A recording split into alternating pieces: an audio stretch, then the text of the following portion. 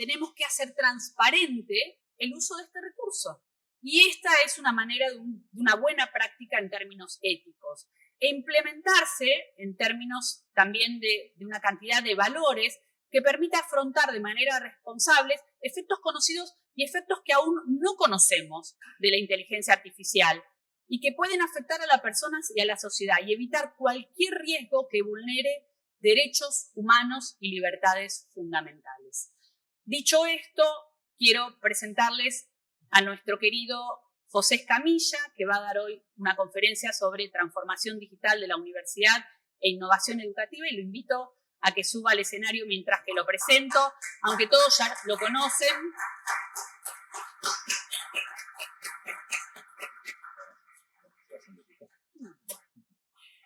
Bueno, nosotros le decimos Pepe. Un día le dije, ¿te puedo decir Pepe? Porque es como, somos más amigos. Es director asociado del Instituto para el Futuro de la Educación del Tecnológico de Monterrey.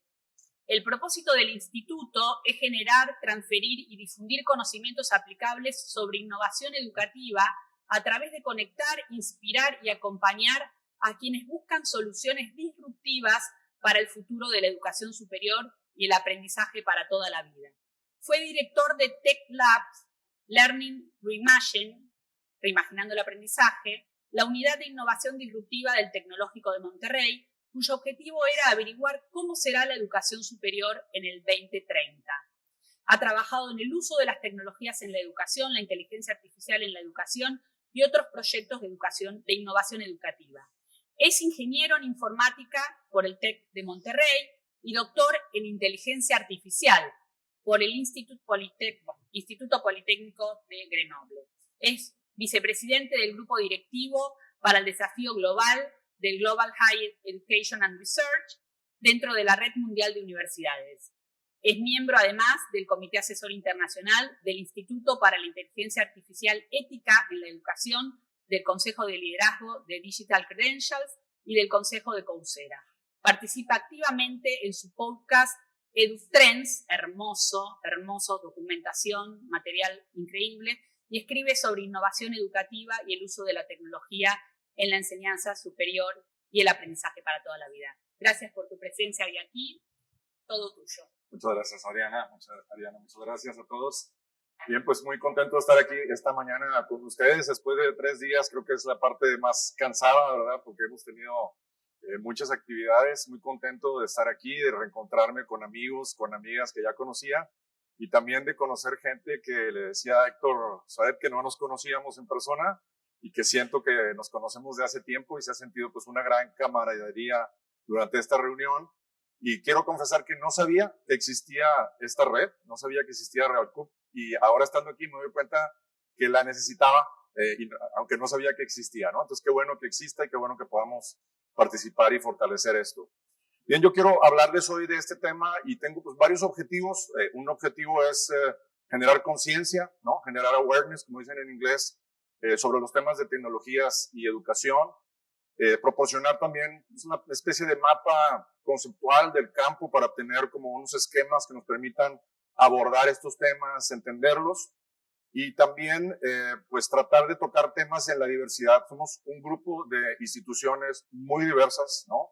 Diversas en términos de cuántos años tenemos de existir, diversas en términos de los públicos que atendemos, diversas en que algunas hacemos mucha educación a distancia, algunas no hacemos nada de educación a distancia, diversas en las colegiaturas, algunos cobramos $6,000 el semestre y otras cobramos $30 al mes. Entonces hay una gran diversidad en este espacio, pero creo que hay mucho espacio para coincidir, para compartir y para colaborar. Bien, pues entonces comienzo un poco presentándonos, presentando el instituto. Ustedes ya conocen bastante al TEC, pero el instituto es bastante reciente. El instituto fue creado en diciembre del 2020 como parte de una estrategia del TEC de Monterrey de crear institutos interdisciplinares que buscan resolver grandes problemas de la humanidad, y el primero que crea es el Instituto para el Futuro de la Educación. Es parte de nuestro plan 2030, y este instituto tiene un gran sueño que es pues transformar la educación superior y el aprendizaje a lo largo de la vida. Es decir, trabajamos con adultos para mejorar la vida de millones de personas alrededor del mundo. Entonces, trabajamos solamente en educación superior y en aprendizaje a lo largo de la vida, adultos, que son 2 áreas dentro de las universidades. que nosotros queremos potenciar. Esta mañana conversábamos con un grupo de brasileños, brasileñas que están atendiendo aquí esta reunión, y les decía que nosotros creemos que cada vez se va a desdibujar más esta diferencia que hay entre la educación superior y el aprendizaje a lo largo de la vida, y vamos a tener más vasos comunicantes entre ellos, y que la educación a lo largo de la vida, la educación continua, va a dejar de ser algo de segunda clase en las universidades y se va a convertir en algo a la par, ¿no? Hablando de esos futuros que mencionaba Héctor, y que yo creo que más bien son futuros, ¿no? Hay varios futuros dentro de esta gran diversidad. Y bueno, hacemos todo esto a través de investigación, innovación, emprendimiento, colaboraciones, y eso es parte de nuestro propósito. Somos un grupo grande, somos 110 personas, alrededor de 110 personas. La mitad estamos trabajando en temas de investigación, son profesores y postdoc, y la otra mitad en proyectos de impacto, proyectos de consultoría, proyectos de diseminación en el instituto. Yo soy el director asociado del instituto y junto con Michael Fong codirigimos el Instituto para el Futuro de la Educación.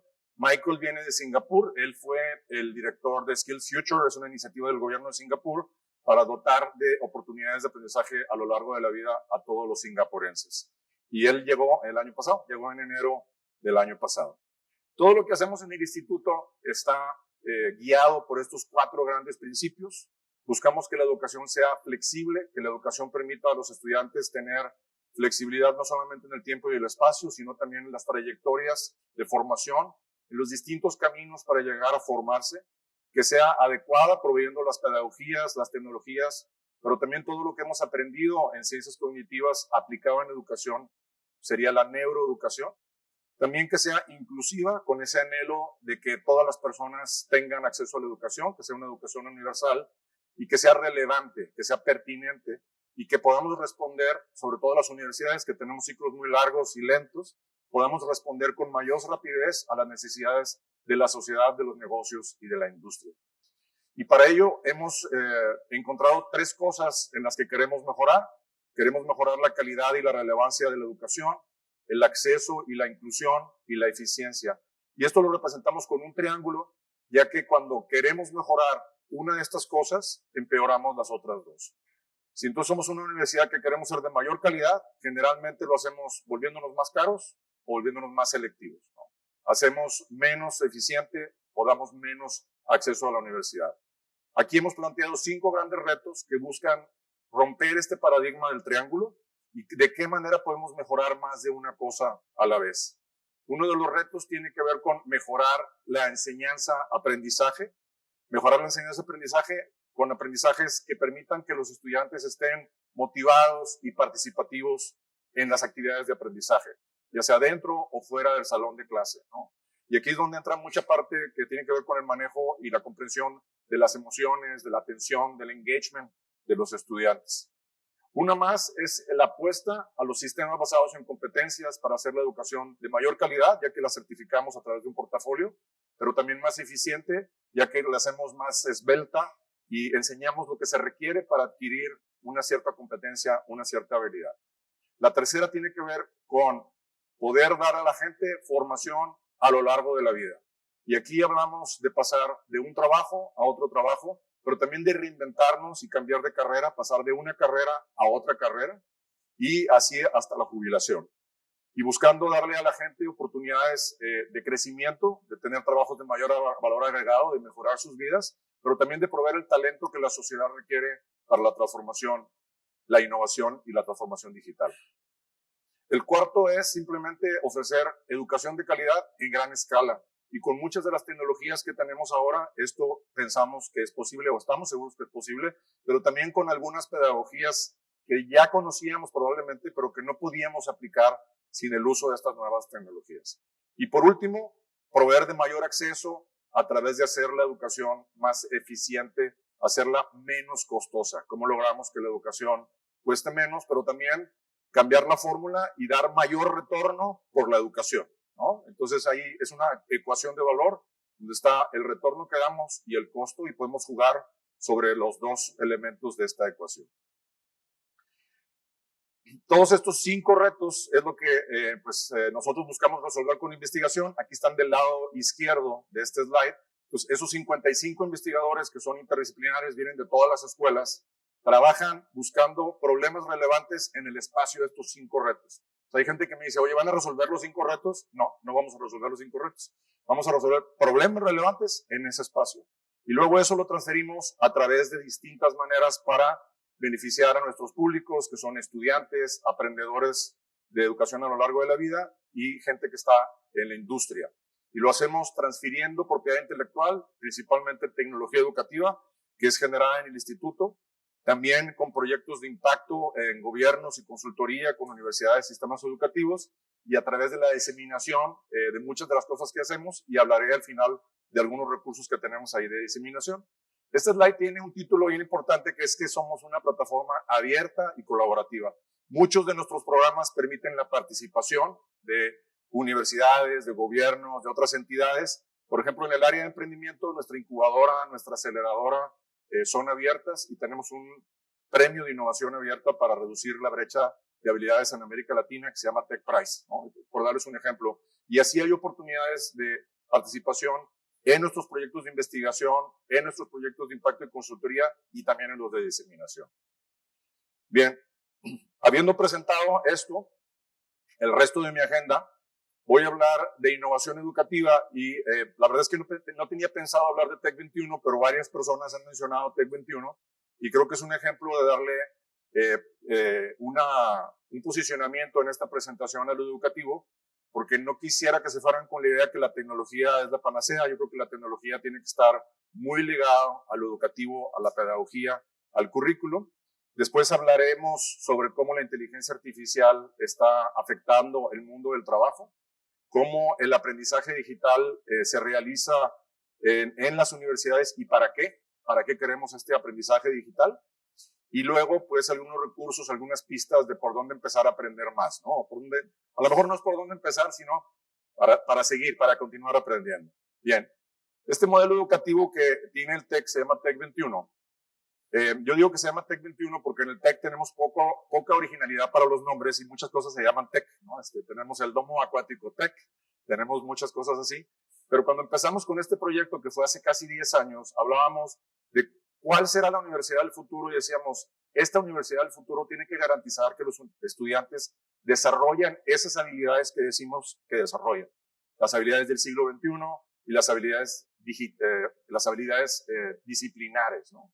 Entonces creamos un modelo que lo que busca es asegurarnos el desarrollo de estas habilidades que están representadas aquí en este slide de una manera muy sintética, en esos 4 elementos que están ahí.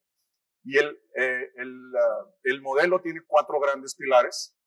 Un pilar de aprendizaje basado en retos, un pilar de flexibilidad, un pilar de evidencia universitaria memorable y un pilar de profesores inspiradores.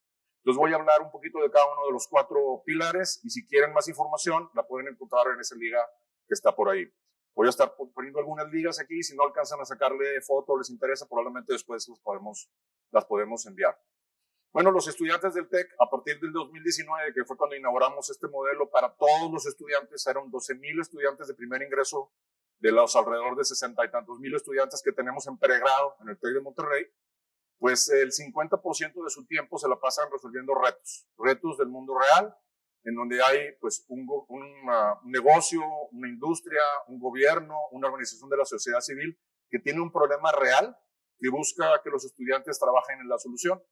Como el mundo real no está dividido en silos, como las matemáticas, la física, la ciencia de los materiales, los profesores del TEC trabajan en equipos interdisciplinares para definir el reto con esas personas del mundo real, que les llamamos socios formadores, porque se comprometen también en la formación y el desarrollo de competencias de nuestros estudiantes. Y cuando los estudiantes están resolviendo esos retos, reciben módulos de aprendizaje, son como mini cursos, mini módulos, que les dan el conocimiento justo a tiempo interdisciplinar que requieren para resolver ese reto.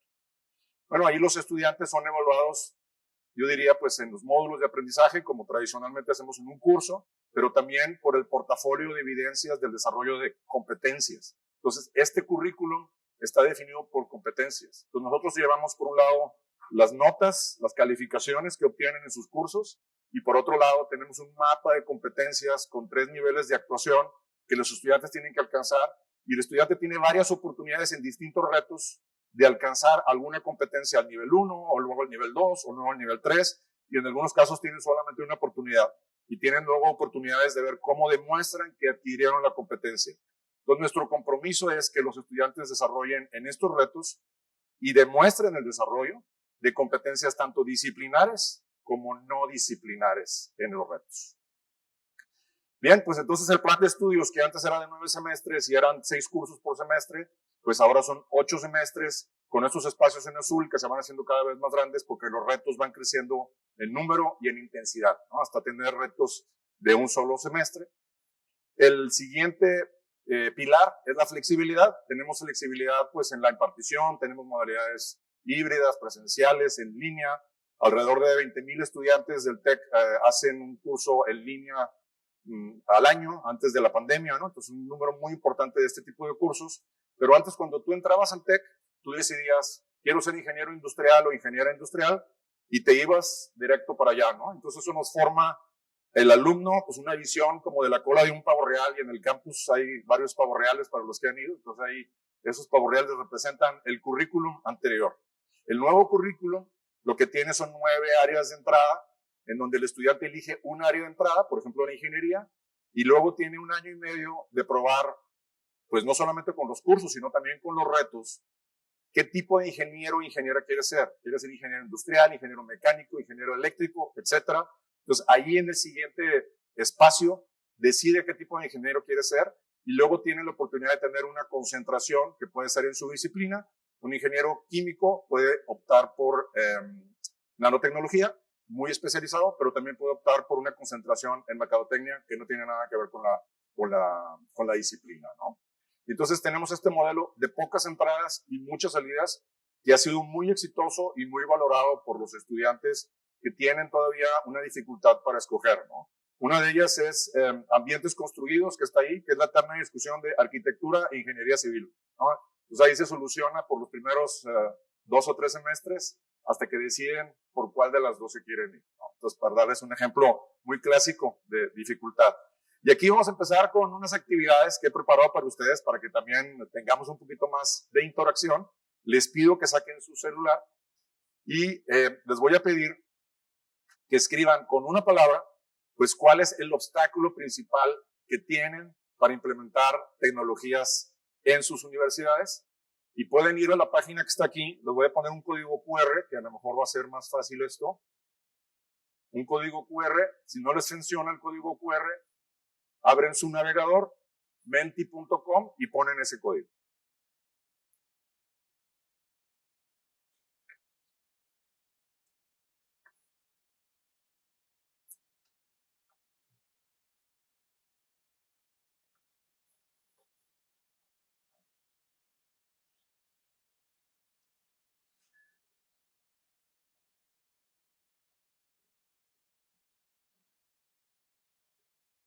Bueno, creo que ya lo tienen todos. Vamos a ver si ya hay respuestas. Ya empiezan a aparecer.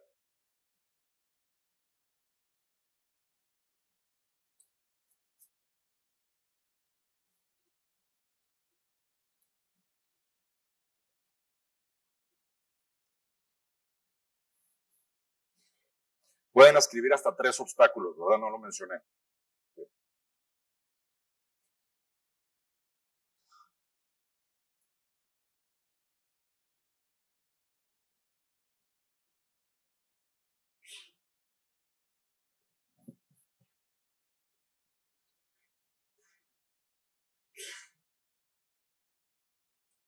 Muy bien, pues ya tenemos bastantes respuestas. Creo que ya empieza a ser representativo del grupo. Estas 155, 170 respuestas.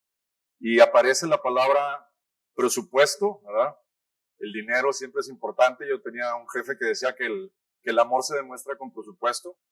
Entonces, si creemos en esto, pues hay que meterle presupuesto. También me parece fuerte la palabra cultura, ¿no? A lo mejor no tenemos la cultura de innovación o la gobernanza, los espacios que se requieren para hacer estos cambios, la resistencia al cambio, siempre nos acomodamos y a veces pues, tenemos esta dificultad. La capacitación aparece también grande ahí, no sé si ven algún otro por ahí, creo que se repiten algunos con otras palabras y seguramente algunos que están en portugués que no los va a poner junto con los que están en español. Muy bien. Bueno, pues muchas gracias por hacer el ejercicio con nosotros. Ahora vamos aquí tengo que avanzar así, o aquí. Vamos a continuar. Bien, pues vamos a contrastar esto que ustedes han dicho aquí, que es, ustedes han sido polinizados por todas las discusiones y todos los paneles que hemos tenido, y tenemos corriendo en paralelo pues una encuesta para rectores y una encuesta para el resto del grupo, y tomo algunas de las respuestas que han obtenido esas dos encuestas que se están haciendo ahorita en paralelo. Esta es una parte preliminar y de algunas de las organizaciones, de algunos de los países de la encuesta para rectores, en donde como oportunidad pues aparece el tema a nivel país, el tema de la transformación digital como algo muy importante, el tema de la inteligencia artificial como algo muy importante también, pues que está relacionado con esta plática. Y también aparece el tema de, como una oportunidad ya específica, ya no del país, sino de la educación superior, el tema de la formación de los docentes, que capacitación salió ahí, pero salieron otros temas como lo financiero, creo que a lo mejor después de las discusiones que hemos tenido en estos 2 días, 3 días, han cambiado un poquito la mentalidad de algunos de nosotros aquí porque nos hemos polinizado con estas conversaciones. Muy bien. Bueno, con esto ya les hablé un poco de Tech 21 y con esto les quiero decir pues, que es importante que la tecnología esté alineada a ese modelo educativo, que es algo que es relevante, y por eso incluí esta parte de Tech 21. Y ahora quiero hablar de inteligencia artificial en general y de inteligencia artificial en el mundo del trabajo. Aquí hay algunos titulares de algunos medios en inglés alrededor del mundo, donde hablan de la gran transformación que va a ser la inteligencia artificial en el mundo del trabajo, de los cambios, de la pérdida de empleos, del incremento en la eficiencia y en la economía, de los cambios a lo mejor en algunas industrias, etcétera. Pero al final de cuentas, ¿qué diablos es la inteligencia artificial? Entonces yo les dije que quería generar también un poquito de awareness, ¿verdad? De entender un poco el campo y hacer un mapa conceptual. Y me voy a permitir algunas licencias para explicar qué es inteligencia artificial. Mucha gente no sabe, pero en mi vida anterior yo fui ingeniero en sistemas computacionales y hice un doctorado en inteligencia artificial, o lo que se llamaba inteligencia artificial en esa época, hace como 30 años casi. Y ahora me he dedicado mucho a la educación. Entonces, pues fue para mí la oportunidad también de sacar mis libros de texto, ¿verdad?, de esa época. Una definición en general de inteligencia artificial, pues implica máquinas que pueden ser robots, pueden ser vehículos, pueden ser cualquier otra cosa, pero también programas, software que desarrollan un funcionamiento que podríamos decir corresponde al de una persona, a una persona inteligente, lo asociamos ahí. Y tienen algunas características como razonar, descubrir significado, generalizar, aprender, etcétera. Entonces, todo eso es inteligencia artificial. Y una cosa interesante de la inteligencia artificial es que una vez que dominamos algo, ya decimos, no, eso ya no es inteligencia artificial, ¿no? En los años 60, jugar ajedrez, un programa que jugaba ajedrez, wow, eso era inteligencia artificial. Y ahora mucha gente no lo ve ni siquiera como inteligencia artificial porque es un juego más, ¿no? Entonces, esta tiene esta cosa, la inteligencia artificial, que siempre está en la orilla, ¿no? Al borde del precipicio. ¿Qué es lo que sigue? ¿Qué es lo que sigue? Y eso es lo que consideramos inteligencia artificial. Hay muchas ramas de la inteligencia artificial. Ahora hablamos mucho de ChatGPT, que está muy de moda, pero algunas de las ramas, no puse aquí todas, tal vez las más relevantes para educación, son estas que aparecen aquí: el aprendizaje automático, la visión por computadora, la robótica y el procesamiento del lenguaje natural. Y voy a explicar brevemente alguno de estos. El aprendizaje automático implica aprender a partir de grandes datos, de muchas cantidades de datos históricos, datos disponibles en la web, y a partir de ese aprendizaje poder después producir respuestas o dar respuestas con esa información histórica. Es como si hiciéramos una especie de análisis estadístico y a partir de ahí diéramos una respuesta, ¿no? Y eso se conoce como aprendizaje en machine learning en inglés, o aprendizaje de máquina. Cuando hablan de deep learning, si han oído hablar de deep learning, pues es aprendizaje de máquina con muchos datos y con una red, digamos, más profunda.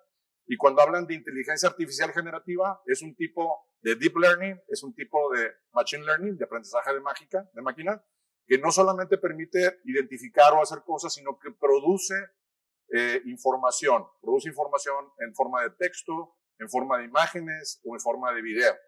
Entonces existen programas, existe software que podemos utilizar y que se puede utilizar inclusive en versiones gratuitas o de prueba para producir respuestas con inteligencia artificial en texto, como ChatGPT, pero existen otros como BART, en imágenes, como este que se escribe DALL-E, pero en realidad es como un juego de palabras y se pronuncia Dalí, como Salvador Dalí, y produce imágenes, y video, y aquí pongo un ejemplo de esta compañía que produce video utilizando inteligencia artificial generativa para cursos de capacitación.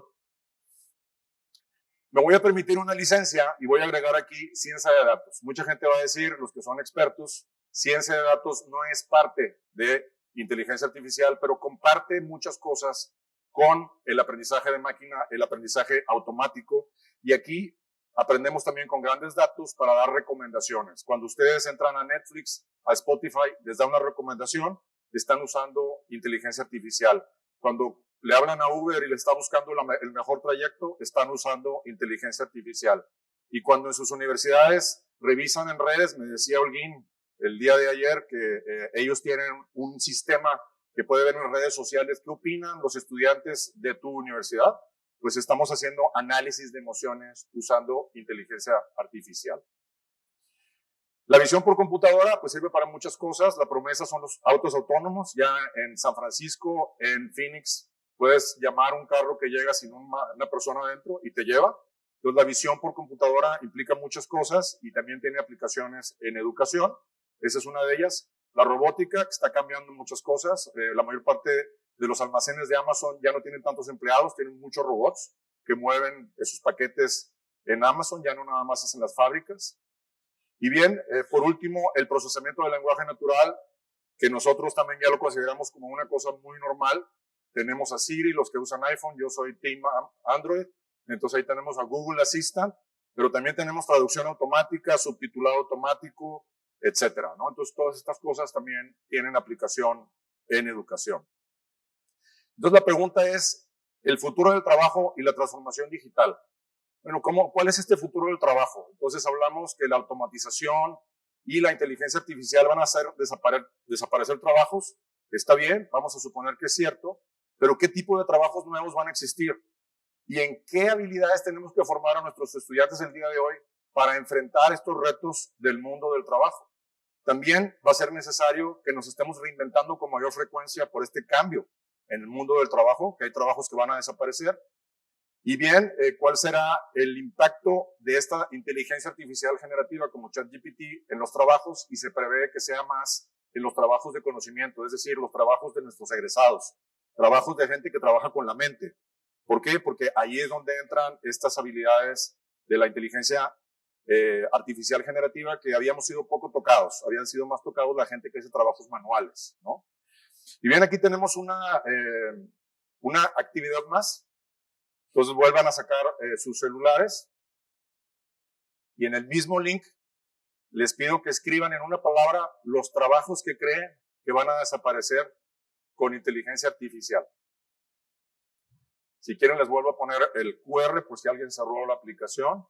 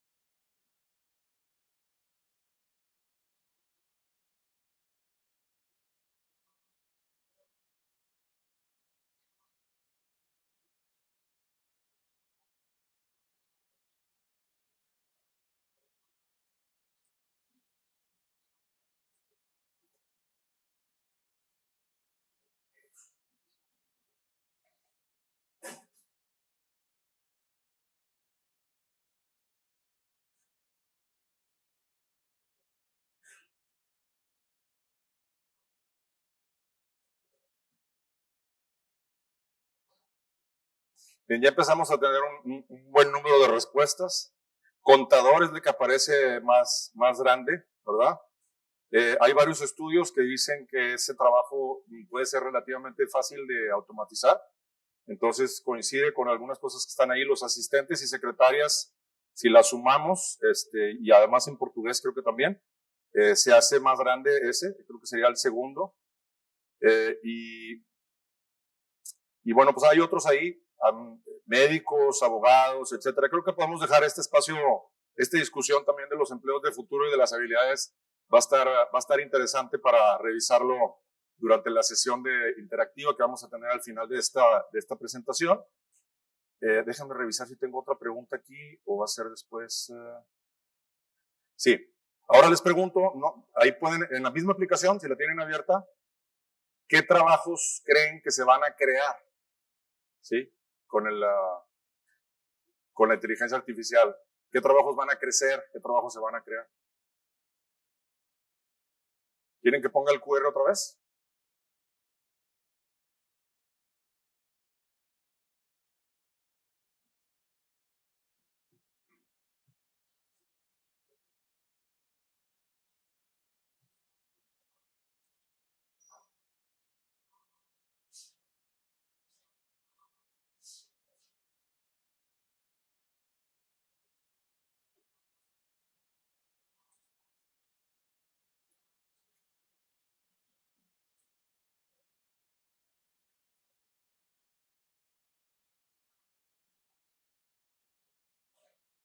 Vamos a esperar a llegar a 100 más o menos.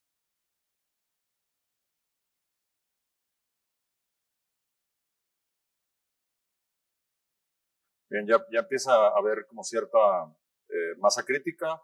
Analista de datos se va a crear, profesor aparece también, programador, temas de ciberseguridad. En general son muchos temas disciplinares, ¿verdad? Aparece medicina aquí, medicina aparecía en el que va a desaparecer y aparece en el que se va a crear, está interesante. Nadie puso abogados y contadores aquí, me parece, pero bien. Pues ahí está un poquito el sentir del grupo en este mapa de palabras. Vi por ahí uno que no había leído, pero ya se me perdió. Desarrollo tecnológico también tiene que ver con tecnología. Muy bien. Pues bueno, muchas gracias por participar con estas respuestas que nos dan un poquito el sentido del grupo, en dónde estamos, no sé qué.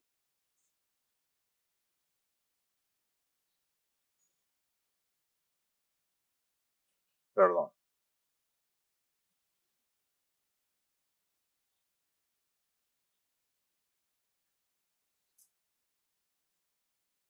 Ya le abrí la otra y no, todavía no. Es que no me quiere avanzar a la siguiente.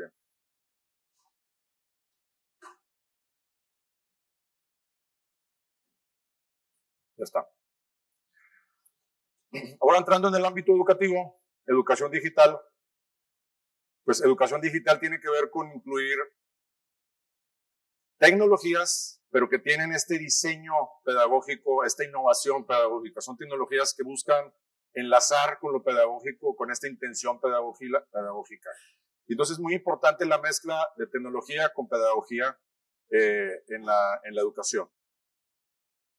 Y aquí un tema importante es que somos, como sector económico, como industria, vamos a decirlo, de las grandes industrias, somos el último de los mohicanos, creo que dijo ayer también, pues aquí somos la última industria en automatizarse, en digitalizarse. Ya comentábamos el día de ayer o antier, pues que el retail, el comercio ya está, el entretenimiento ya está digitalizado, las finanzas, somos la última industria, ya hay muchas oportunidades de eficiencias y de crecimiento, no solamente en procesos de enseñanza-aprendizaje, sino también en procesos administrativos y de hacer automatización. Una de las encuestas que hicimos, que fue a todos los profesores y directivos y personal de apoyo, staff de las universidades de Real CUP, les preguntábamos que seleccionaran la mejor opción que definiera el estatus de la transformación digital en sus universidades y obtuvimos esto, ¿no? Entonces también un poco para mostrar la diversidad, 15 de las respuestas dicen que las usan para automatizar procedimientos manuales, 71 respuestas están donde está la mayoría, incorporan estas tecnologías para hacer más eficientes los flujos de trabajo y crear valor en áreas administrativas y académicas. 25 de estas, que sería el segundo lugar, generan nuevos modelos de enseñanza y aprendizaje, y hay 2 pues, que no conocen el término o no lo están usando, ¿no? Entonces, esta es parte de la diversidad del avance, digamos, en el tema de transformación digital en nuestra red. Y también les pedimos que nos digan actualmente, pues, en qué estado de estrategia y de desarrollo, digamos, de una transformación digital están.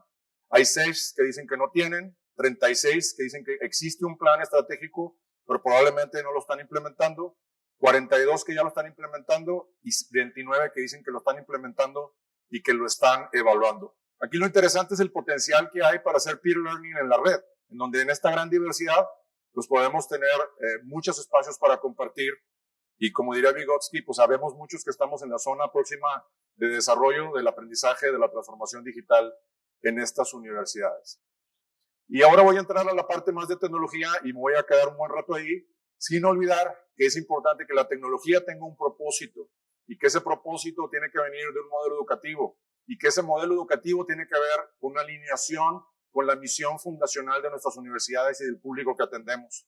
Entonces tenemos que partir siempre de poner al estudiante al centro, este estudiante que es el que atendemos y la misión que tenemos en la universidad para crear el modelo educativo, definir cuál es, y luego el uso de la tecnología, el plan estratégico de desarrollo del aprendizaje digital tiene que estar al servicio de ese modelo educativo, que está al servicio de esa misión y que está al servicio del estudiante. Siempre el estudiante al centro.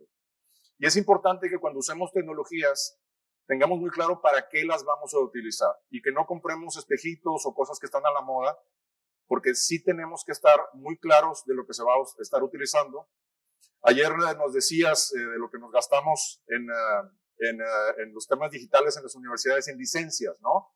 Y ese gasto pues tiene que ser un gasto que tiene que tener un claro retorno y ese retorno tiene que estar medido por el impacto, tener una medición de impacto en donde midamos lo que estamos haciendo en pilotos primero antes de decidir hacer una inversión y luego midamos el impacto en la evaluación para asegurar que tenemos ese impacto y que tomemos en cuenta el costo con el valor total del proyecto, que no es solo la implementación, es la capacitación y el pago de licencias a lo largo de los años de esos proyectos. Entonces, antes de aventarnos a comprar algo, tenemos que ser mucho más cuidadosos porque cada vez se va a usar más tecnología y vamos a estar pues, utilizando muchos de nuestros recursos ahí y tenemos que ser muy cautelosos a qué sí le dedicamos valor y a qué no, cuidando estos para qué, midiendo el impacto y teniendo en cuenta el costo de la implementación de esos proyectos tecnológicos. Y bien, pues ahora vamos a entrar en aprendizaje digital para qué y traigo muchos para qué. Entonces va a ser un poco vertiginoso y estoy viendo que fui bastante optimista con el uso de mi tiempo, pero creo que vamos a llegar a buen término o igual me voy a saltar algunas cosas y las dejaremos para la conversación con Bernardo y con ustedes. Para cada uno de estos podemos pensar, bueno, ¿por qué voy a usar esta tecnología? ¿Por qué la voy a usar? Pero también pensar que hay tecnologías digitales tradicionales, lo voy a decir así, que no tienen que ver con inteligencia artificial. Algunas de ellas tienen inteligencia artificial y voy a usar ese simbolito para las que tienen inteligencia artificial. Y luego cada uno de estos para qué tiene una serie de cuestionamientos, de cuidados, de warnings, de reflexiones. No se trata de usarlas a lo loco. Son cosas en las que muchas de ellas todavía tenemos que aprender cómo se usan, tenemos que experimentar. Y entonces es parte también de la reflexión que les voy a invitar que hagamos juntos aquí. Bueno, son estas 8 cosas que están ahí. Incrementar el acceso y la flexibilidad, mejorar la enseñanza y el aprendizaje, evaluar el aprendizaje, hacer eficiencias administrativas y operativas, cuidar los aspectos de equidad, inclusión, ética y privacidad, de los cuales hablaba Ariana hace un momento antes de que subiera yo aquí al escenario, entender a nuestros estudiantes y aprendedores, si los queremos poner al centro, si les queremos dar un mejor servicio, tenemos que entender a nuestros estudiantes y nuestros aprendedores de la parte de educación continua de la universidad. Entender también que las tecnologías pueden cambiar las reglas del juego en educación y hablar de inteligencia artificial y el desarrollo de competencias. Entonces vamos a ir viendo uno por uno de estos rápidamente. Bueno, las tecnologías permiten incrementar el acceso, incrementar la flexibilidad, proveyendo a los estudiantes de oportunidades de aprendizaje en el espacio, más flexibles en el espacio y en el tiempo, pero no solo para los que están lejos de la universidad, sino para los que están cerca de la universidad, como es el caso de esta universidad aquí, que tiene un modelo híbrido y flexible. Ahí entran aprendizaje en línea, aprendizaje aprendizaje en línea, aprendizaje híbrido y también algunas tecnologías más novedosas que voy a mencionar ahora por aquí. No sin antes decirles que también la diversidad que tenemos en la red que pusimos en la encuesta se representa aquí, en donde hay universidades que son 100% presenciales en la red, universidades que son 100% en línea, y estos promedios esconden una gran diversidad, ¿no? Estamos aquí, pero en promedio, los que hemos contestado esta encuesta, pues el 52% tenemos de nuestros estudiantes están en un modelo presencial, 28% en modelos híbridos, 12% en modelos en línea totalmente sincrónicos, usando videos, seguramente Zoom, Teams, etcétera, 6% en línea asincrónicos, en donde hay más flexibilidad en el tiempo, y 3% en donde ni siquiera hay un profesor, tenemos aprendizaje autodirigido, ¿no? Entonces, una gran diversidad de esquemas de aprendizaje flexibles y en el tiempo y en el espacio. Una tecnología que desarrollamos en el TEC a través de profesores con una convocatoria que hacemos cada año para que presenten proyectos de innovación educativa que se llama NOUS. Podemos platicar un poco de esa parte que tiene que ver con nuestro ecosistema de innovación en la universidad. Es el profesor avatar, le llamamos, que es telepresencia con efecto holograma, donde podemos ver al profesor a distancia, pero en tamaño real. La hemos implementado ya en una serie de cursos, la hemos investigado y sabemos que los estudiantes ven que se humaniza la experiencia a distancia sincrónica, que mantiene la dinámica natural de una clase presencial y que permiten con esta imagen de tiempo real pues ver al profesor y sentir pues que están en presencia del docente. Por ahí algunos artículos de investigación sobre esta tecnología. Otra de ellas es pues el metaverso, ¿no? Se hablaba mucho del metaverso, estaba muy de moda hace como un par de años y ahora ya estamos pasando a la siguiente moda, que es la inteligencia artificial generativa, pero este sigue siendo un tema importante porque permite pues tener en 3D presencialidad. El TEC tiene muchos campus, tenemos alrededor de 30 campus y le decimos que el TEC Virtual Campus es el campus 31, en donde todas las personas podemos coincidir en un solo lugar a través de un avatar y tener pues esta presencia física e interactiva y social en un espacio donde te puedes mover libremente. Hacemos actividades estudiantiles, por ejemplo, de nuestros grupos estudiantiles se reúnen ahí, a lo mejor los grupos, qué sé yo, LGBT de distintos campus se reúnen en el campus, en el TEC Virtual Campus, y ahí tienen una reunión entre ellos, y no solamente pueden estar como en un Zoom, sino que pueden tener conversaciones uno a uno, ¿verdad? Hacer grupitos de 5 por aquí y por acá, y te puedes mover con libertad, actividades académicas, servicios a alumnos, y una comunidad que está ahí pues las 24 horas del día, los 7 días de la semana. Pasamos al segundo para qué. El segundo para qué es pues para mejorar la enseñanza-aprendizaje. Tal vez este sea uno de los para qué más importantes, ¿no? Y entonces aquí las tecnologías permiten mejorar estos procesos de enseñanza-aprendizaje, pero también permiten a los docentes acelerar el desarrollo de materiales educativos, de materiales didácticos. Te voy a presentar ejemplos de los dos para qué. El primer para qué pues serían simuladores. Generalmente hablamos de simuladores en ingeniería. Este es un ejemplo en el área de negocios. Es un simulador en un banco donde los estudiantes entran ahí y juegan una especie de escape room, en donde ellos son empleados en el banco y tienen que resolver una serie de cosas para aprender de finanzas, para aprender de estadística, y con esto pues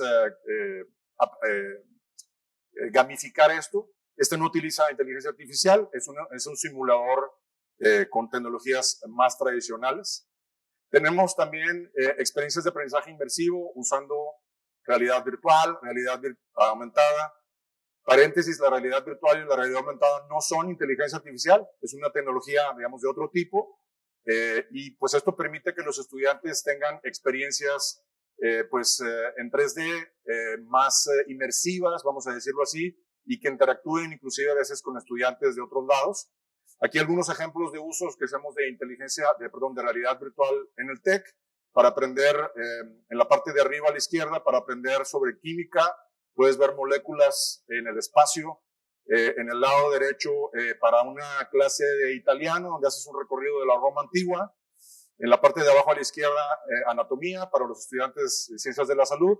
Y en la parte de abajo a la derecha, para un tema de gráficas computacionales en 3D, ¿no? Donde los estudiantes aprenden. Y se pueden imaginar las ventajas. Aquí nosotros hacemos investigación en estos temas y medimos cómo se mueve la aguja en resultados de aprendizaje, cómo se mueve la aguja en motivación de los estudiantes y en atención, en engagement. Y esos son, digamos, temas importantes en el uso de tecnologías para mejorar los procesos de enseñanza-aprendizaje. Hay gente que dirá, bueno, es difícil porque es muy costoso. Entonces lo que hemos hecho es Estos equipos costosos los tenemos en las bibliotecas de los campus, tenemos un espacio y ya tenemos 11 bibliotecas que tienen estos espacios donde los alumnos pueden ir en libre servicio y usar ese equipo inclusive para jugar, o pueden ir para aprender, ya sea acompañados del profesor o la profesora o solos para hacer estas actividades de aprendizaje. Y bien, ahora voy a pasar al primer ejemplo de inteligencia artificial en educación.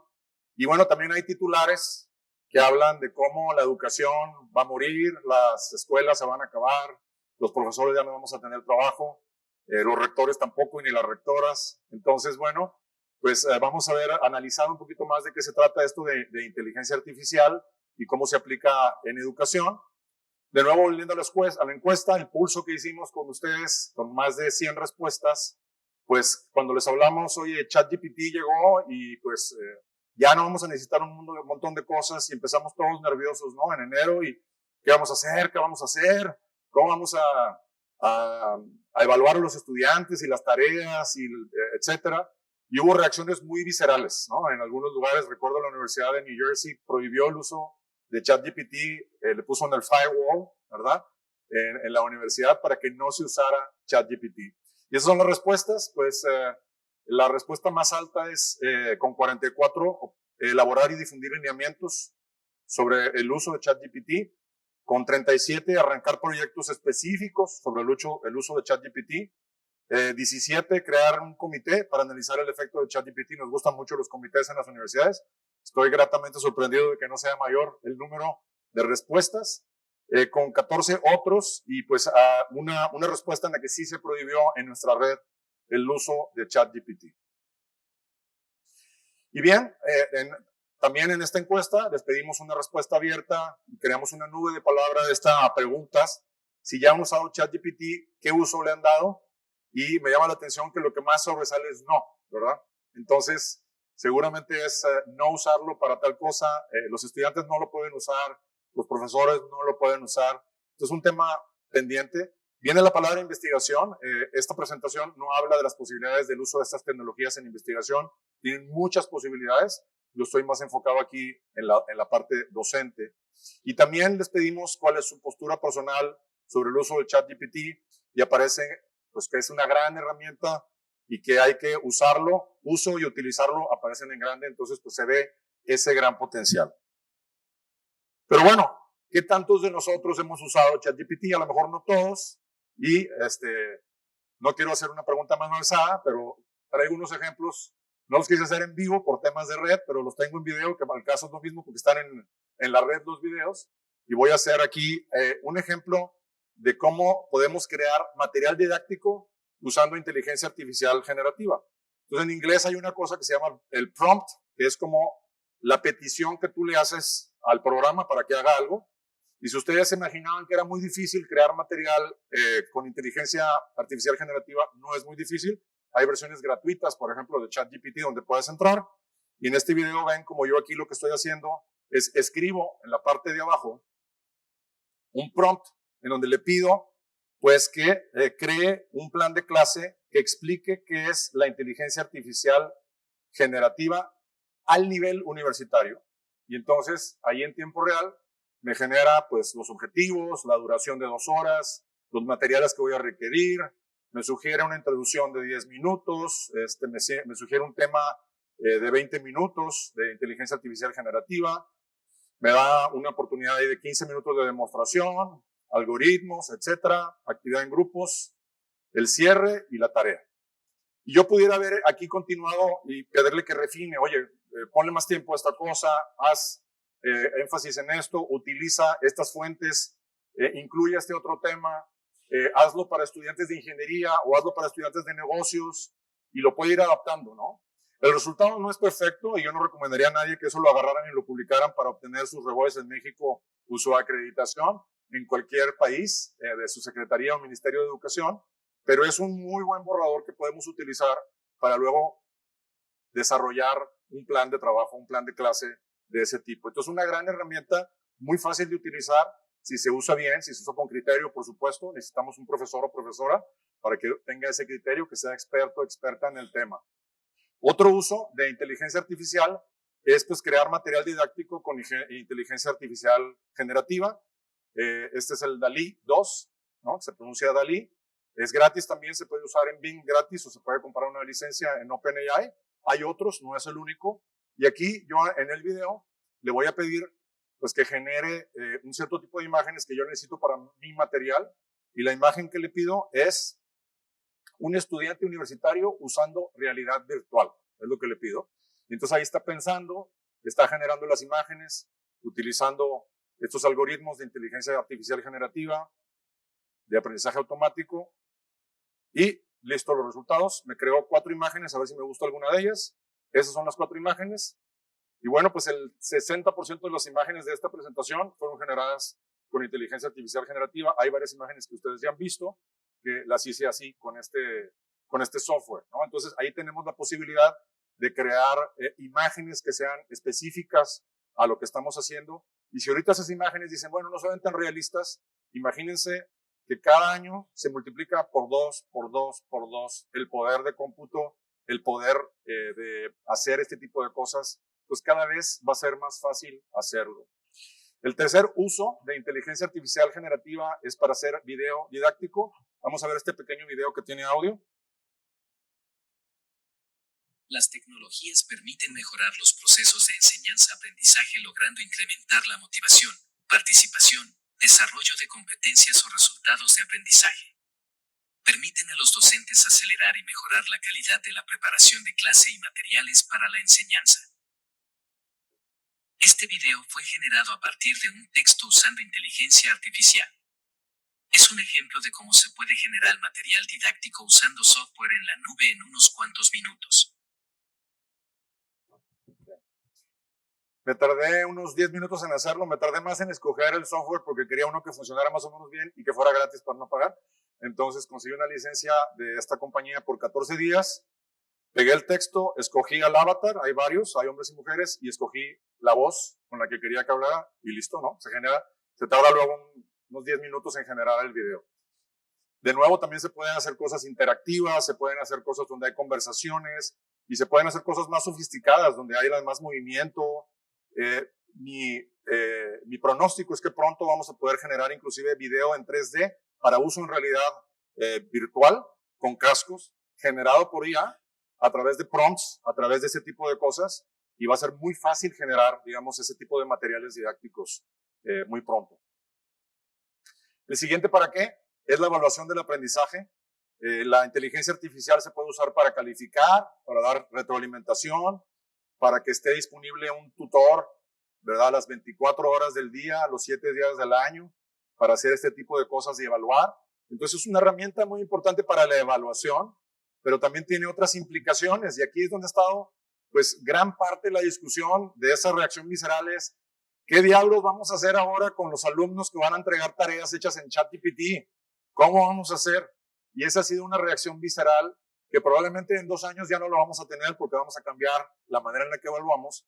Y en este momento les propongo que hagamos una pequeña actividad en donde ustedes van a discutir y van a decir, voy a dar 3 minutos, estas 2 preguntas o alguna de estas 2 preguntas, ¿pueden los estudiantes utilizar inteligencia artificial en sus tareas? ¿Cómo y cuándo? ¿Pueden los profesores usar inteligencia artificial en sus tareas de evaluación?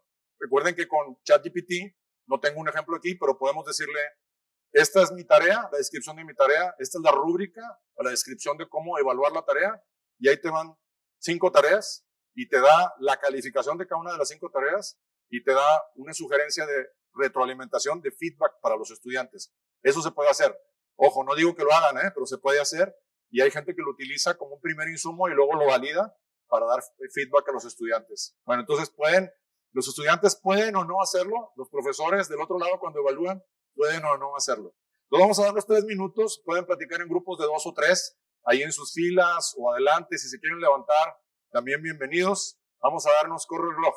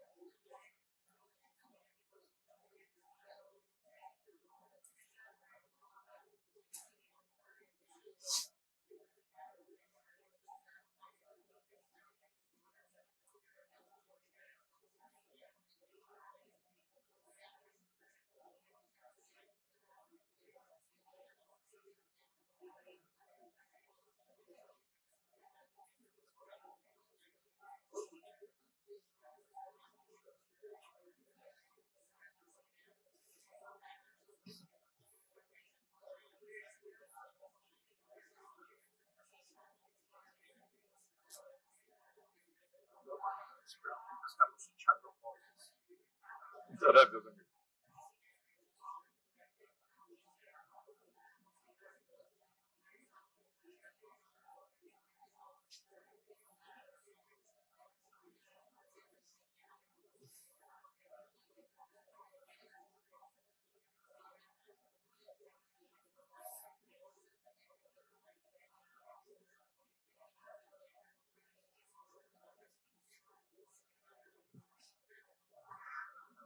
Una pregunta de un estudiante de fotografía.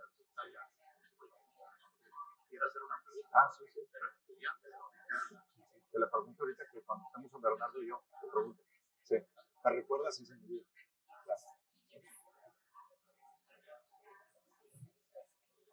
Les voy a dar un minuto más para que vayan cerrando.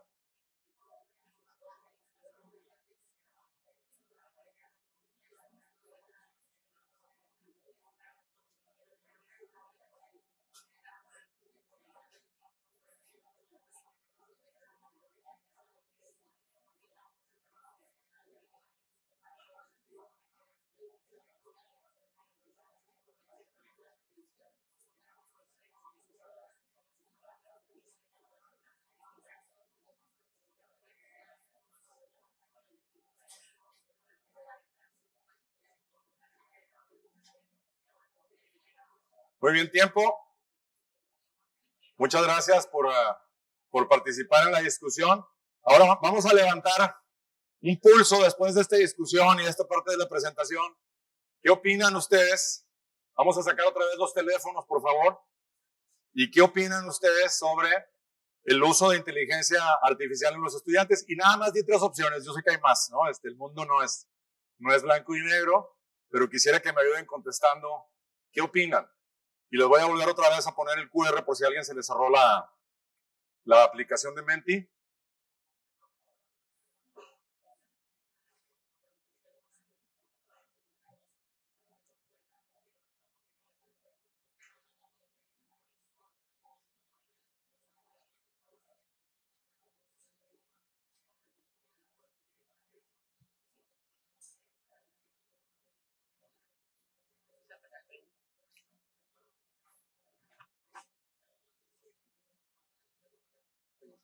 Ahí está. Me contaba una profesora de USC, de la Universidad del Sur de California, que ahora en agosto, cuando empezaron clases, un día antes del arranque de clases, la universidad lanzó un correo electrónico donde les dijo que tenían que declarar si su curso estaba prohibido usar inteligencia artificial, si se podía usar en algunas tareas y en cuáles, o si se podía usar en todas las tareas y bajo qué condiciones. Entonces los profesores y profesoras tuvieron 24 horas para ponerle como un atributo a cada uno de los cursos por ahí. Y bien, pues aquí vemos que pues muchos estamos, o casi todos estamos en el tema del uso, ¿no? Usarla en las tareas como una posibilidad, o imprescindible usarlo, ¿no? En rojo, 56 respuestas que están ahí, que es necesario que se integren. Algunos van a decir, a lo mejor hay gente que votó menos, pero es porque aquí nada más había una respuesta por persona y en la otra había 3, ¿no? Entonces, representa el grupo que debemos de ser cerca de 70 personas. Bueno, ahora vamos a pasar al otro lado. Ahora, en la misma aplicación de Menti, sin cerrarla, vamos a ver el uso de inteligencia artificial de los profesores. ¿Qué opinan?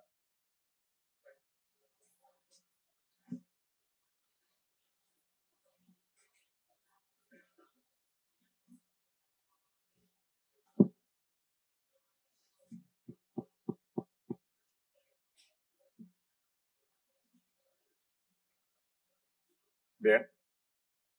Pues vemos más o menos la misma tendencia. La mayor parte dice, pues es necesario, es imprescindible usar este tipo de cosas, ver cómo las vamos a usar en educación, todavía estamos aprendiendo. Y algunos dicen, bueno, pues pueden usarlo, es opcional, no es obligatorio usar inteligencia artificial generativa.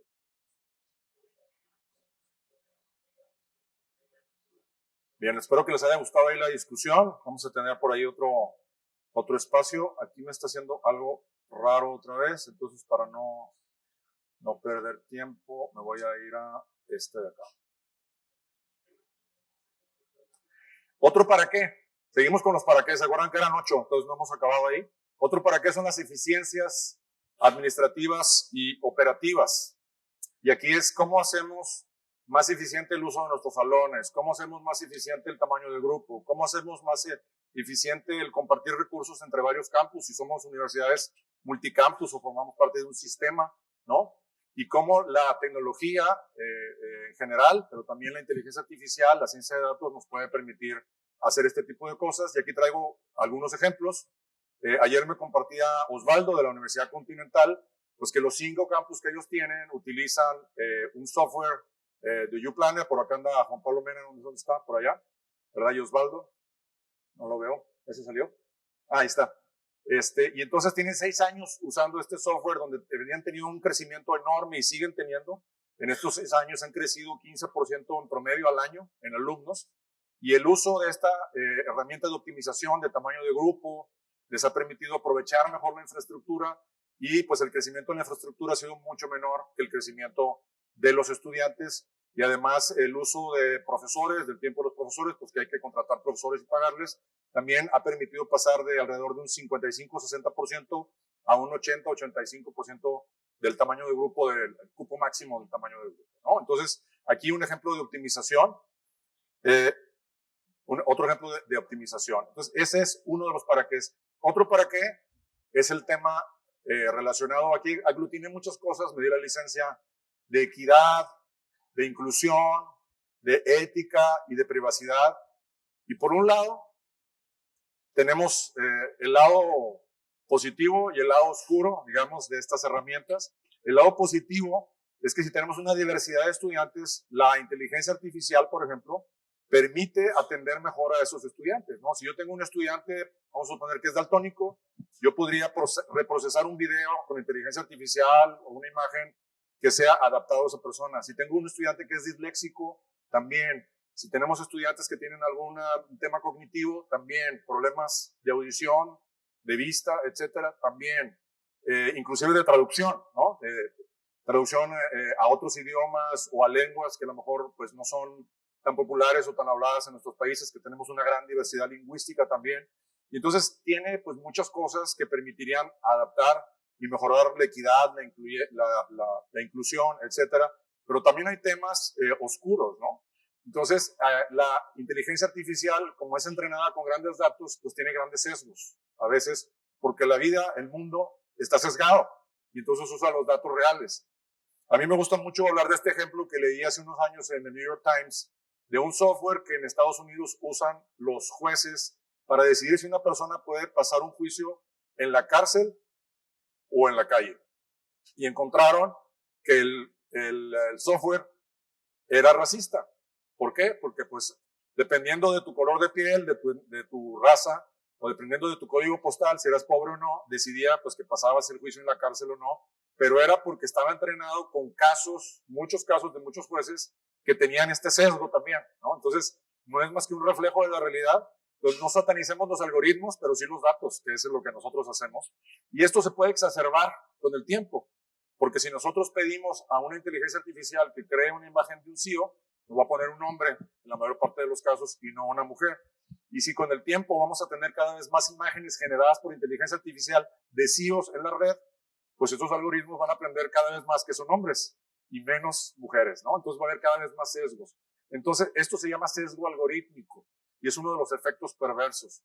Y otro de los temas es pues la ética, el uso ético, la privacidad. Estamos usando los datos de nuestros profesores, de nuestros estudiantes, pues para hacer que estos algoritmos aprendan y no necesariamente pues tenemos el consentimiento para hacerlo, ¿no? Entonces el siguiente espacio de 3 minutos es discutir estos temas de cómo usamos la inteligencia artificial para ser más inclusivos, pero por otro lado, cómo abordamos estas preocupaciones de sesgo algorítmico, ético y privacidad y uso de datos. Vamos a darnos 3 minutos para discutir entre nosotros y ahorita ya regresamos.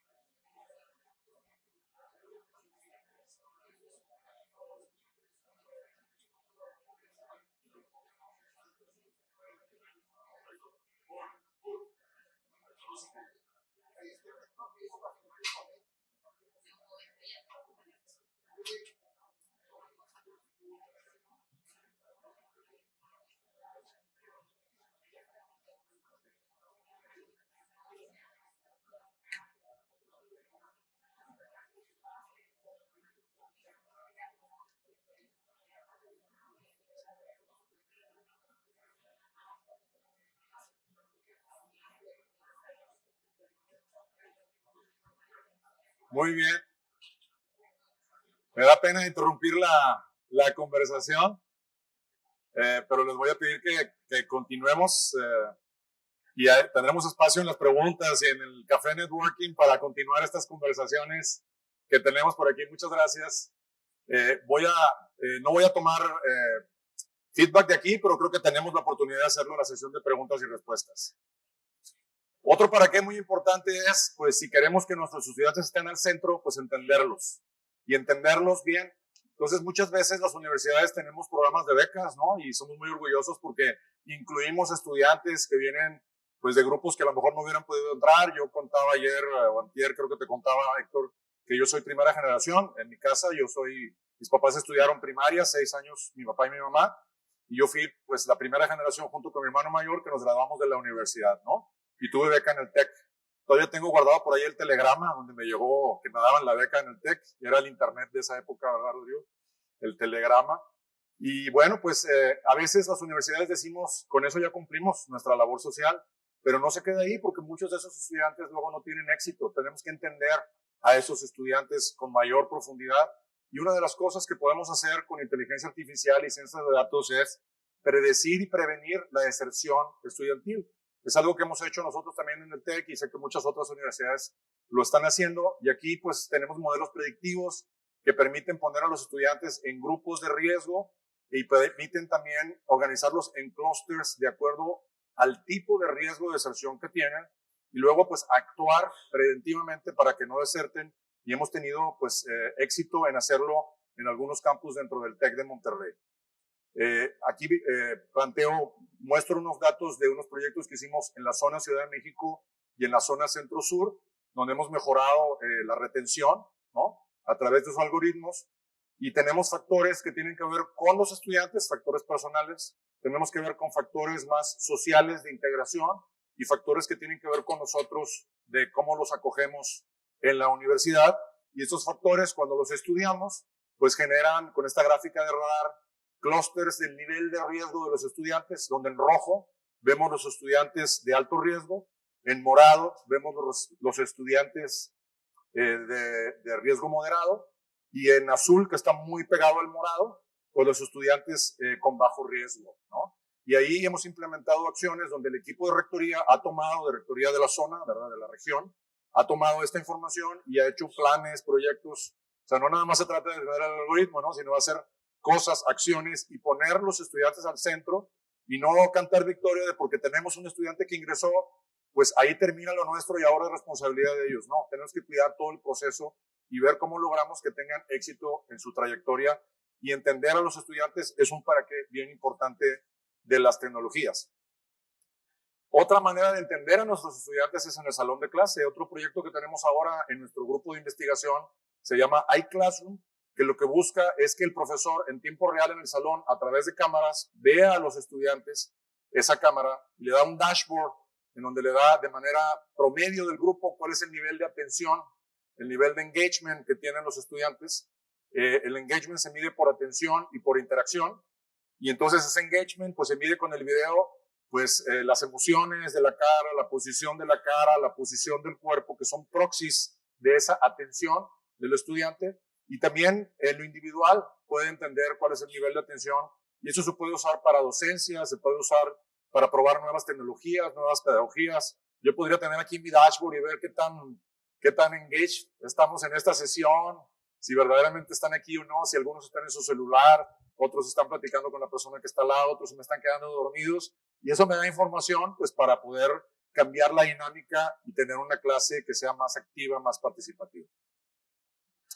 Cambiar las reglas del juego, aquí no me voy a extender mucho, pero así como la educación usa la inteligencia artificial como una herramienta al servicio del modelo pedagógico del modelo educativo, la tecnología también está modificando la educación y está creando nuevas posibilidades, nuevos modelos que antes no teníamos y eran posibles.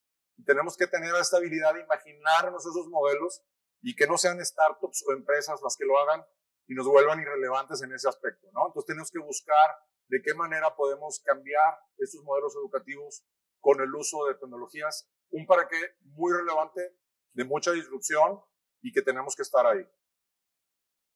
Y otro para qué es el tema de las competencias. Entonces, con inteligencia artificial podemos identificar competencias en el mercado laboral, podemos identificar las competencias que hacen las universidades, que desarrollan a sus estudiantes, encontrar gaps, etcétera.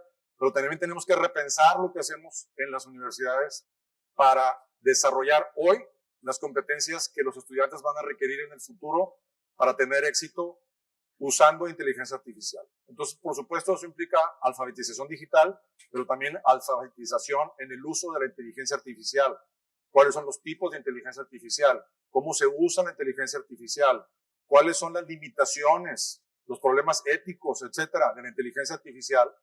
Y luego, pues, ver hacia el futuro, pues, cómo va a cambiar la profesión, la disciplina con el uso de la inteligencia artificial. Yo creo que Rodrigo y yo somos suficientemente avanzados o sofisticados cronológicamente para recordar la regla de cálculo, ¿no?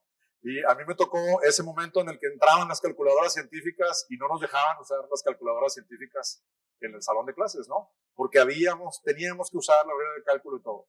Bueno, con estas herramientas va a pasar un poco lo mismo. Ya no sabemos usar la regla de cálculo, usamos otras herramientas y perdimos esa habilidad.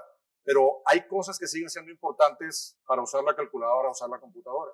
Lo que no tenemos muy claro es qué habilidades, por ejemplo, de hacer un business case, un plan de negocios, van a ser relevantes para que un estudiante, una vez egresado, use una inteligencia artificial para, a partir de un Excel y una serie de datos, esa inteligencia artificial haga un primer borrador de ese plan de negocios y el estudiante tenga las habilidades para detectar qué es lo que está bien o mal de ese plan de negocios, qué cosas sí, qué cosas no. Entonces, hasta dónde debemos de entrarle a desarrollar esas cosas usando, ya apalancándonos de estas herramientas que van a volver irrelevantes algunas cosas que estamos enseñando al día de hoy. Doy un ejemplo de plan de negocios, pero puede ser de cualquier otro tema, ¿no? De ingeniería, de ciencias sociales, de medicina, por supuesto. Y ahí hay una discusión bien importante en el tema de las competencias.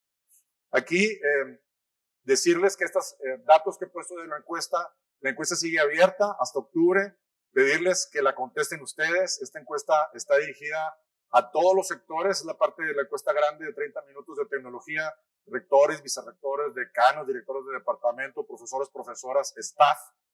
Queremos tener muchas respuestas de la red. Hay algunos países que están muy subrepresentados, algunas asociaciones, entonces nos encantaría que nos ayudaran a difundir esta encuesta. Y bueno, tenemos el compromiso de en diciembre dar los resultados preliminares de esta encuesta y luego en enero un reporte más avanzado. Y bien, ahora paso a la última parte de la agenda. Yo sé que ya vamos un poquito ahí con el tiempo, pero espero que haya sido interesante también estas interacciones que hemos tenido aquí, ya me dirán. Y bueno, yo dije para dónde empezar, pero creo que más bien por dónde empezar es por dónde seguir, ¿no? Por dónde le seguimos. Y quiero darles algunos recursos de lo que hacemos dentro del instituto que les puedan servir, que tienen que ver con las distintas cosas que hacemos en el instituto. Bueno, una de ellas es el Observatorio del Instituto para el Futuro de la Educación, un repositorio que tiene mucha información acumulada por años. El observatorio cumplió 9 años el 6 de septiembre, el TEC cumplió 80, el observatorio cumplió 9 el mismo día. Y hay pues muchas notas, cursos, reportes en extenso, reportes sobre aprendizaje basado en retos, aprendizaje basado en competencias, etcétera. Entonces invitarlos a que entren ahí y vean algunos de los reportes. Hablábamos del aprendizaje a lo largo de la vida como un tema muy importante del instituto. Y esta mañana con los colegas de Brasil estuvimos hablando de esto, porque Jorge viene con la cachucha de Recla, Jorge Blando, pues nos estaba hablando de eso con su cachucha. Cachucha es como la gorra del sombrero en México, para los que no conozcan esa palabra. Y bueno, tenemos un reporte en extenso sobre el tema de aprendizaje a lo largo de la vida y cómo las universidades pueden incorporar esto como una tendencia muy importante para el futuro de la educación. Tenemos otros sobre credenciales de alternativas. Se ha hablado mucho del tema de credenciales alternativas en otros paneles. Yo no lo toqué aquí. Entonces tenemos este reporte. Tenemos también este otro reporte de todo lo que hacemos en el TEC en credenciales alternativas, que empieza primero con un marco conceptual de estas credenciales para el desarrollo de habilidades y competencias, y luego cómo lo hemos implementado en el TEC. Creo que es un caso de estudio interesante que podría servir como una experiencia de benchmarking para otras universidades. Tenemos también un curso que acabamos de lanzar hace un par de días en Coursera, que hicimos en conjunto pues, con el área de educación continua, con el área de aprendizaje digital, un curso de 18 horas que está ahí disponible en Coursera pues, para aprender más sobre credenciales alternativas. Y bueno, en 2 semanas, el 20 de septiembre, en una reunión que tenemos en Monterrey, en conjunto con Holon IQ, un summit sobre temas de tecnología en educación, vamos a lanzar el primer IFE Insight Report. Es un reporte para directivos, para tomadores de decisiones, para gente en gobiernos. Y el primero que vamos a hacer está relacionado con programas de ciclo corto, programas como bootcamps, etcétera, que son programas de credenciales alternativas. Entonces traemos toda una serie de cosas que tenemos en abierto con licencia Creative Commons disponibles, estos recursos para aprender más por ahí. En enero vamos a lanzar un reporte exactamente sobre el tema de mi conferencia, entonces esto me ha servido mucho también para prepararme y seguramente el feedback que me van a dar va a servir. Es un reporte IFE Insight Report sobre los cómo de la educación digital. Es parte del pacto de Barcelona, mi querido Arturo. ¿Recuerdas que hicimos un pacto por allá de hacer un reporte de los cómo? Y ese reporte de los cómo pues habla de los porqués, los para qués, el proceso para definir una oferta digital, la incorporación en el modelo educativo, el seguimiento de la calidad, del cual hablaba Ariana hace un momento también, normatividad, acreditaciones, infraestructura, financiamiento, tecnologías y la parte de cultura al interior, pero también al exterior con nuestros públicos padres de familia, ¿no? Es un reporte que esperamos que puedan ver en vivo. Ese reporte se va a lanzar dentro de la conferencia IFE Conference en enero del 23 al 25 en el Campus Monterrey. Esta conferencia antes se llamaba Congreso Internacional de Innovación Educativa y era en diciembre. Sé que algunos y algunas de ustedes han estado por ahí. Ahora es en enero y se llama IFE Conference. Es la 10ª edición. Es una conferencia muy grande, 3,200 personas en vivo. Tuvimos el año pasado 1,800 conectadas en línea. Y es una conferencia de conferencias. Al interior hay muchas cumbres, summits. Tenemos un espacio para rectores y rectoras, otro para formuladores de políticas públicas, uno para emprendedores en tecnología educativa, organizaciones de la sociedad civil, investigadores. Y este año uno de los temas importantes es la educación en la era de la inteligencia artificial y vamos a tener un summit al interior del Congreso dedicado a todos esos temas de inteligencia artificial en educación. Entonces me encantará poder saludarlos por allá por Monterrey del 23 al 25 en el campus. Y hablaba yo de la importancia de medir el impacto y estamos haciendo un montón de proyectos de medición de impacto dentro del TEC, una serie de proyectos que miden impacto de temas de tecnología, de pedagogía, del modelo educativo, una serie de cosas y estamos lanzando por primera vez dos reportes, aquí les doy un vistazo de pájaro, 2 reportes de esos proyectos que hemos hecho como una mirada de un tercero sobre la implementación del modelo TEC 21, sobre la implementación de tecnologías en el Tecnológico de Monterrey. Ese reporte que están viendo en pantalla, pues es sobre el tema de mentores. En el modelo educativo se requieren mentores para guiar a los alumnos en estas trayectorias de pocas entradas y muchas salidas. Hicimos un reporte sobre el modelo de mentores y también hicimos un reporte sobre ahí está. Pues otro reporte que tenemos aquí es sobre el tema de retención, que mencioné hace un momento en Campus Ciudad de México y en la zona metropolitana de Ciudad de México y en la zona centro. Y ahí vamos a estar compartiendo una serie de reportes donde lo que buscamos es generar también esta conciencia en las universidades de evaluar lo que hacemos, de evaluar la innovación educativa, de evaluar las tecnologías y queremos ver pues también cómo participamos nosotros en crear esa conciencia, esa comunidad y compartimos recursos y también invitarlos a ustedes pues que compartan sus experiencias. Y con esto termino mi presentación, recordándoles cuál es nuestro sueño, mejorar la vida de millones de personas a través de transformar la educación superior y el aprendizaje a lo largo de la vida alrededor del mundo, con esta plataforma abierta y colaborativa, invitándolos a participar en muchas de las cosas que hacemos, la parte abierta, pero también a que nos inviten a colaborar en muchos de los proyectos que ustedes tienen, porque si queremos hacer esto alrededor del mundo con millones de personas, no lo vamos a lograr solos. Tenemos que hacerlo en conjunto, en redes como esta red muy importante que es Realcu. Muchas gracias.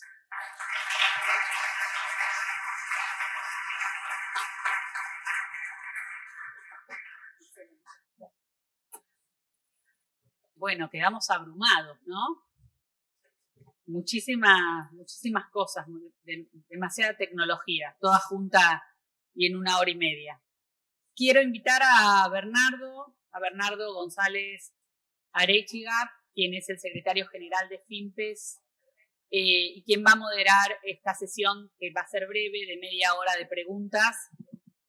Bernardo es rector institucional de la Universidad del Valle de México, preside la red de Universidades Mexicanas Particulares de Investigación y la Comisión de Investigación de FIMPES. Es autor y coautor de 10 libros y más de 60 artículos académicos de divulgación, docente en Universidad del Sur de California, Universidad Mexicana del Nordeste, Tecnológico de Monterrey, Universidad Autónoma de Baja California, entre otras instituciones. Es reconocido como uno de los 300 líderes más influyentes de México. Gracias, Bernardo, y los dejo en esta sesión de media horita de preguntas. Sí les pido, porque tenemos otros temas seguidos, si nos podemos manejar con media hora. Gracias. Muy bien, muchas gracias. Gracias, Ariana. Excelente presentación. Pepe, me da mucho gusto estar acá. Quisiera empezar comentándoles a ustedes un poco el diálogo previo a esta sesión que tuvimos con Pepe. Básicamente la idea era tener algo antes, algo durante la conferencia y algo después. ¿Qué fue lo de antes? Los 2 cuestionarios. El cuestionario, Pepe ya repartió algunos de los resultados de ambos cuestionarios. Yo haré algún comentario muy rápido. La dinámica que tuvo, que a mí me parece muy interesante, de interacción con todos los participantes. Y después viene la publicación de los resultados. Yo creo que es muy importante esta invitación de completar el cuestionario y poder tener básicamente los resultados de este análisis para darlos a conocer. Yo quisiera comentarles, empezar con una observación muy rápida sobre el cuestionario que llenaron los rectores sobre la Real CUP. Fíjense ustedes, universidades que tienen una colegiatura mensual equivalente en dólares de menos de $240 son 61% de las instituciones que contestaron la respuesta. Instituciones que tienen menos de 5,000 estudiantes, 60%. Instituciones que tienen un solo campus, de los que contestaron en la red, estamos hablando del 43%. Y instituciones que tienen menos de 5 campus, el 85%. Estamos hablando de una red muy dispersa, de instituciones que aglutina instituciones muy pequeñas. Lo que algo que ha surgido a lo largo y ancho de esta conferencia es cómo trabajar en red y cómo colaborar. Estamos platicando con una institución, un tecnológico de Monterrey, nos decía Pepe tiene más de 85,000 estudiantes de licenciatura. ¿Tiene cuántos campus? Pues depende cómo los cuentes, pero unos 30, vamos a decir. 30 campus. Estamos hablando de una institución con una escala enorme. Quisiera comentarles un poco, hacer un par de preguntas a Pepe y abrir la mesa para poner discusión. Pero yo quisiera poner la primera pregunta en perspectiva. En una encuesta que hicimos, de nuevo, nos encantan las encuestas, a la membresía de FIMPES en noviembre del año pasado, les preguntábamos cómo veían el uso de tecnología como parte de sobre todo las competencias digitales, como parte de su educación. Y la respuesta fue muy interesante. 4% de las instituciones consideraban que buscan transformar el entorno en que operan en términos de tecnologías digitales. 23% están comprometidas a tener egresados muy competentes en el uso de competencias digitales. 60% buscan un balance entre competencias digitales y competencias no digitales, y el 13% están centrados en competencias y valores distintos a los digitales. Eso nos da una radiografía que creo que es importante. Pero yo quisiera empezar las 2 preguntas volviendo a la discusión que tuvimos los 2 días previos. Yo empezaría resumiendo parte del debate y diciendo que la educación superior es ahora más necesaria que nunca en la historia de la humanidad. Sabemos que no puede ser hegemónica. Sabemos que debe ser multimodal y ubicua. Sabemos que es más potente, más compleja, es multiproveedor, se da a lo largo de la vida, entre muchas cosas.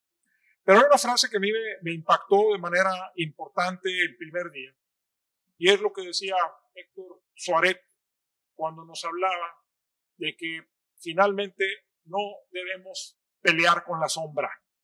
Y cuando hablamos de tecnología me quedo con esa impresión y retomo también lo que comentaba el ingeniero Rodrigo Guerra en su presentación. Dice, hay que caminar hacia un objetivo. Entonces, hubo al final de cuentas muchas discusiones. Algo que también recupero, esta frase de Ariana, es la universidad sigue siendo un factor de cambio social. Con todas las limitaciones que pueda tener, sigue siendo un proceso de cambio social. Y hay un rechazo, la mesa del día de ayer me pareció extraordinaria en ese sentido, a la visión reduccionista e instrumental de la educación superior. La educación superior va mucho más allá de eso. Y por supuesto, no puede servir mecánicamente a un mercado laboral. La frase, atender necesidades del mercado nacional laboral es necesario, pero no suficiente, me parece que reporta esto muy bien. Y para poner la pregunta, yo quisiera recordar dónde estamos. Por acá, Rodolfo nos ha hablado en sus intervenciones, nos ha retomado el tema de la cuarta revolución industrial. Y es cierto, estamos ahí, no lo voy a repetir, pero hay dos elementos que me parecen fundamentales y que son parte de nuestra realidad actual y que deben definir el qué hacer de la universidad, y para allá va la pregunta. Uno de ellos es, estamos en el antropoceno. El antropoceno nos ha llevado al cambio climático, nos ha llevado a una huella humana permanente en términos de plásticos, en términos de infraestructura. Nos ha llevado, por supuesto, a muchas otras cuestiones. Este fue como concepto diseñado por Paul Crutzen, premio Nobel de Física o de Química, y un tema fundamental. Pero no solo eso. Además, estamos en el Neoceno. El Neoceno es un concepto de James Lovelock, un químico atmosférico importante y muy aplicado también por Max Tegmark, que yo sé que muchos del MIT, una persona que muchos de nosotros seguimos con el tiempo. La pregunta al final de cuentas es que la universidad tiene que transitar por dos vías de transición. Una de ellas, que ha sido el motivo de la presentación del día de hoy, es el uso de tecnología digital, sin duda. Pero algo que probablemente es más importante todavía es la revisión y, en su caso, la consolidación de la misión universitaria.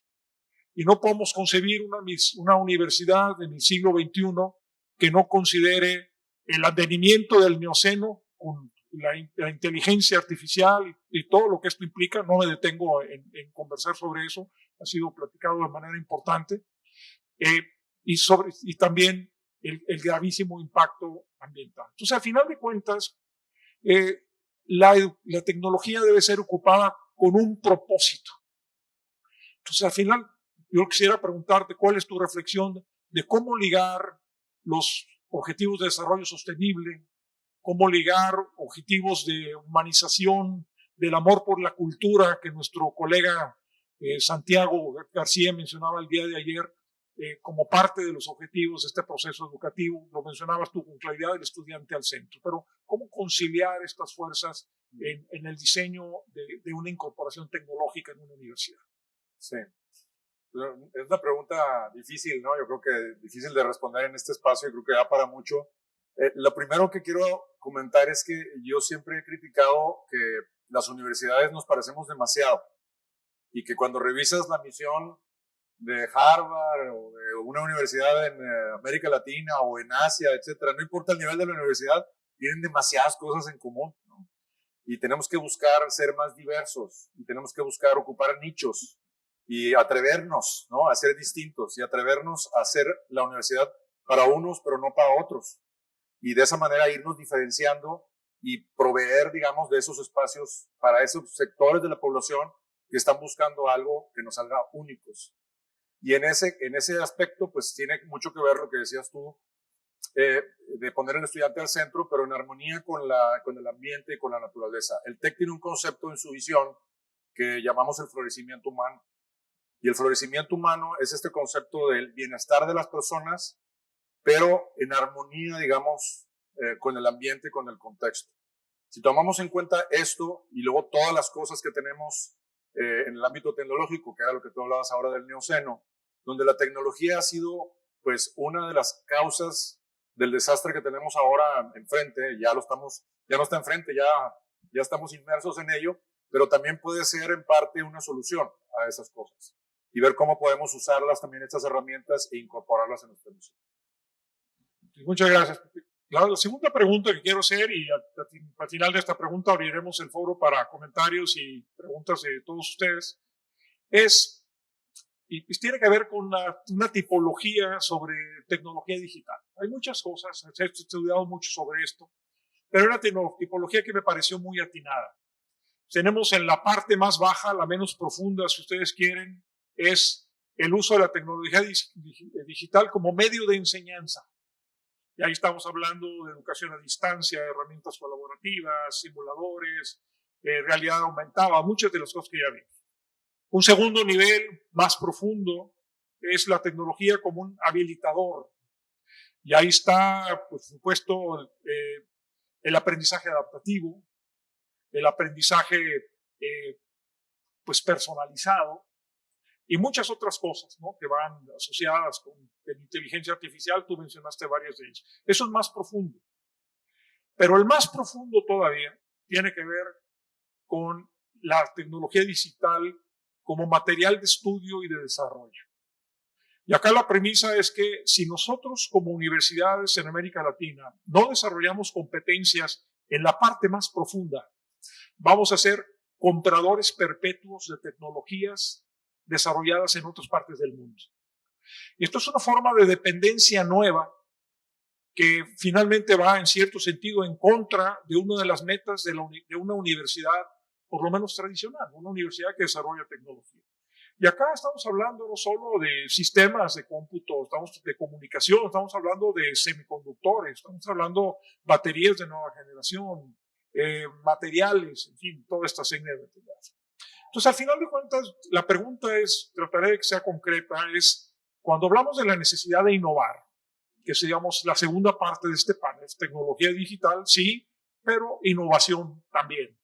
Entonces, al final de cuentas, es dónde ocurre la innovación. ¿Cuál es el balance, por lo menos en la experiencia que han tenido ustedes y en la experiencia que has tenido trabajando con otras universidades? Porque hay una iniciativa bottom-up, ¿no?, de abajo hacia arriba. Acá, por ejemplo, Fernando Sepúlveda ayer nos recordaba el modelo de McKinsey de las lanchas rápidas, ¿no? Sacar algo que avance.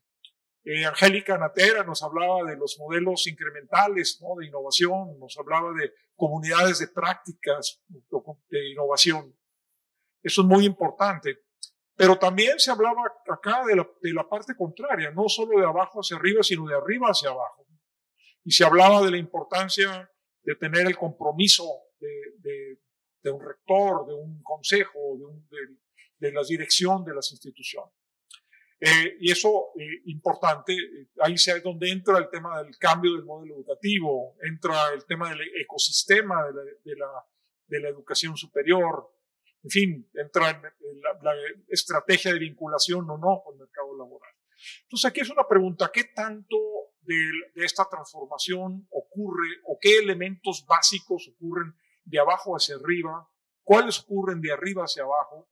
Y si no quisiera dejar de preguntarte también, ¿qué recomendación harías o cómo reflexionarías esta respuesta para estas universidades que predominan en la red de Realcup? Universidades de un campus, pequeñas, de menos de 5,000 estudiantes y que además tienen una colegiatura que puede ser menor de $240 mensuales. Sí. Es muy buena pregunta y creo que la respuesta no es una receta de cocina, sino que más bien depende pues, del contexto, ¿no?, en donde se va a aplicar. Entonces, voy a hablar en general ahorita de arriba hacia abajo. Top down es cuando pues, el rector y las autoridades deciden, ¿verdad? Y se hace como un decreto imperial y se implanta. Y bottom up es donde pues, la academia, los profesores, a veces los estudiantes también participan en esto y va ascendiendo estas decisiones, ¿no? Pues hay universidades que son, por definición, más top down porque no tienen profesores de tiempo completo, porque tienen un esquema más centralizado de la enseñanza, etcétera, y que lo top-down funciona muy bien y hay a veces poco espacio para el bottom-up, ¿no? Hay universidades que tienen procesos de consulta, grupos colegiados, etcétera, donde el bottom-up también pues impera muchísimo. Y en la mayor parte de las universidades que tienen este sistema bottom-up es necesario que también haya un top-down, ¿no? O sea, haya una de la parte de liderazgo. Y aquí la parte que yo diría también es que el liderazgo crea una cultura. El top-down siempre es importante en todos los casos. Y tú creas una cultura en la organización predicando con el ejemplo, ¿no? Predicando con el ejemplo implica, pues, cuánto presupuesto dedicas, cuánto tiempo dedicas en la tarea. Se pudiera medir en las juntas de rectoría cuánto tiempo se le dedica al tema de innovación, cuánto tiempo le dedicas, o tú mismo, cómo lo haces, ¿no? Yo recuerdo Salvador Alba cuando llegó al TEC, nuestro presidente anterior, dijo, ya no va a haber oficinas, todos vamos a estar en espacios abiertos, y lo primero que hizo él es renunciar a su oficina, y todo su equipo directivo está en espacios abiertos, ya no tienen oficinas. Tienes que predicar con el ejemplo. Entonces, es un ejemplo que tiene que venir desde la rectoría hacia abajo. Oye, queremos hacer este tipo de cosas, queremos usar inteligencia artificial, queremos usar tecnologías, queremos hacer autogestión. El rector o la rectora también tiene que hacer autogestión, ¿verdad? Tenemos que predicar con el ejemplo. Porque la cultura viene mucho de arriba hacia abajo. Y luego crear oportunidades en el ecosistema para ejercitar el músculo de innovación. Novus es un proyecto que tenemos nosotros desde hace años, donde hacemos una convocatoria con fondos para que los profesores hagan innovación educativa, hagan proyectos. Eso ejercita el músculo de innovación y crear pues estos programas para que esto ocurra. Por último, para estas universidades más pequeñas y para todas también las grandes, yo creo que el tema de redes es una asignatura pendiente de las universidades y estamos aquí en una red muy importante que, como mencioné al inicio de mi plática, yo descubrí hace 3 días, ¿verdad? Que viniendo aquí, esta red, que ya me habían invitado, no sabía muy bien de qué se trataba, venía con mucha expectativa y ha sido pues muy positiva mi apreciación de esta red. Pero necesitamos trabajar proyectos más específicos en red. Un proyecto que tenemos ahorita con Universia, está Arturo Cherboski, es la creación de una comunidad de universidades que trabajan en red en un proyecto de innovación educativa. Un poco lo que están haciendo ustedes en FIMPES también. Acá tenemos 10 universidades con las que vamos a arrancar en México a trabajar sobre el tema de responder con mayor velocidad a las necesidades de la sociedad, la industria y los negocios. ¿Cómo respondemos con mayor velocidad a estas necesidades? Los ciclos en las universidades son muy largos. Nos tardamos 2 o 3 años en definir un nuevo currículo y que nos lo aprueben, y luego 4, 5, 6 años ejecutando el currículo, y cuando lo cambiamos, pues ya tiene como 12 años, ¿no? Entonces, esa es una cosita muy pequeñita, a lo mejor, de innovación, que estamos trabajando en red, donde lo que buscamos es que las universidades no trabajen solas, trabajan en equipo. Oye, vamos a juntarnos 2 o 3 universidades a hacer algo, a construir algo, construir software, construir proyectos. Universidades, inclusive las universidades grandes, no podemos competir a lo mejor con los grandes monstruos de la industria del software, y ahí es donde hay muchas oportunidades. Muy bien, muchas gracias. Pues empezamos, abrimos el foro. Yo quiero abrir el foro con una pregunta de un estudiante, que me dijeron que había un estudiante, creo que es uno de ellos, que tenía una pregunta. Entonces, para darle la voz a los estudiantes, por favor, un aplauso.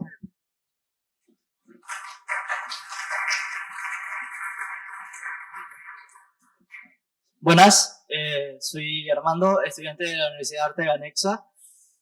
Voy a hablar un poco sobre mi opinión sobre la inteligencia artificial.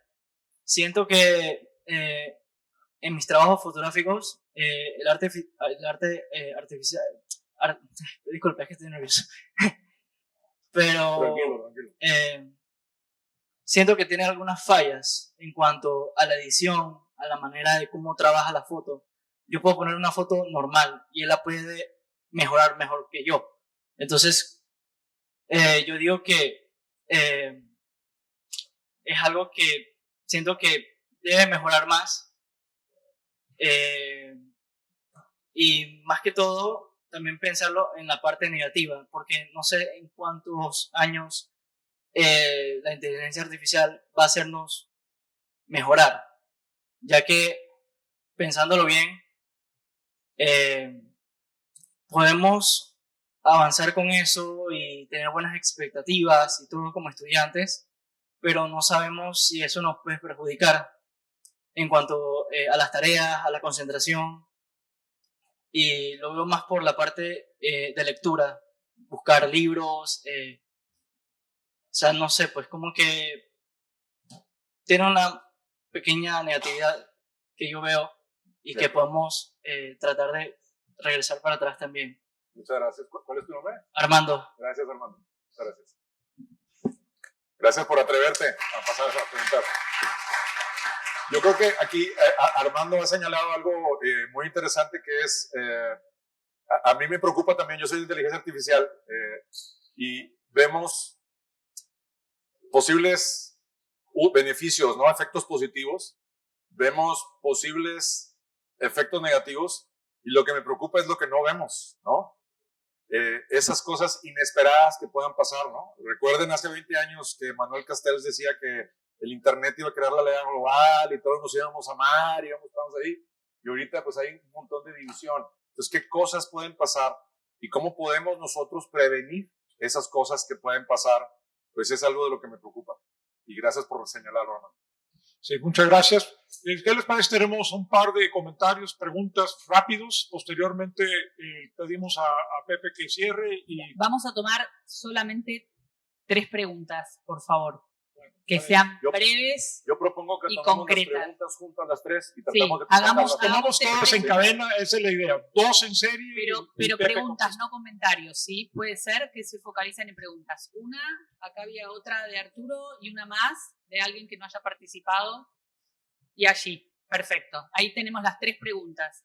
Allí Argentina, aquí Arturo y la profesora de Brasil. Esas son las 3 preguntas consecutivas, preguntas y las respondemos. Gracias. Olá, buenos días. Eu vou falar em português. Avaliar competências por indicadores e evidências é muito difícil no dia a dia do professor. Vocês já encontraram soluções com inteligência artificial para auxiliar o professor nesse processo de avaliação por competências? Vamos a otra pregunta. Siguiente, por favor. Arturo. Pepe, buenos días y gracias. Me encantó la presentación, pero me preocupa algo y voy sobre tu tema de millones de personas, ¿no? Tu sueño. Y es sobre la escalabilidad. Y sobre la escalabilidad de todo esto, precisamente en educación superior, vis los ciclos de adopción.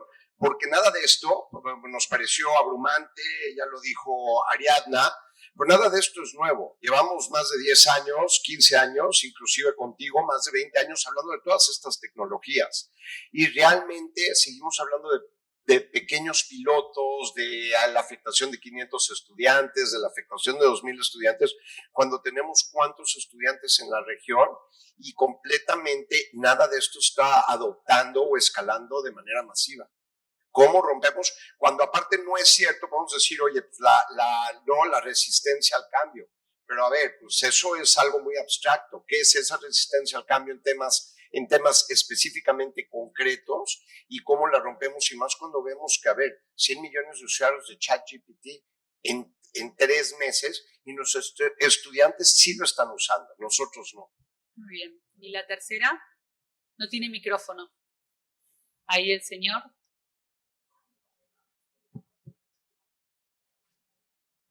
Sí, buen día. Muy en relación a lo que señaló el estudiante y, a ver, teniendo una perspectiva positiva respecto de la inteligencia artificial, mi pregunta concretamente es cómo si es que lo han hecho, están analizando las decisiones que tomó el gobierno de Suecia respecto del uso de las tecnologías en la educación.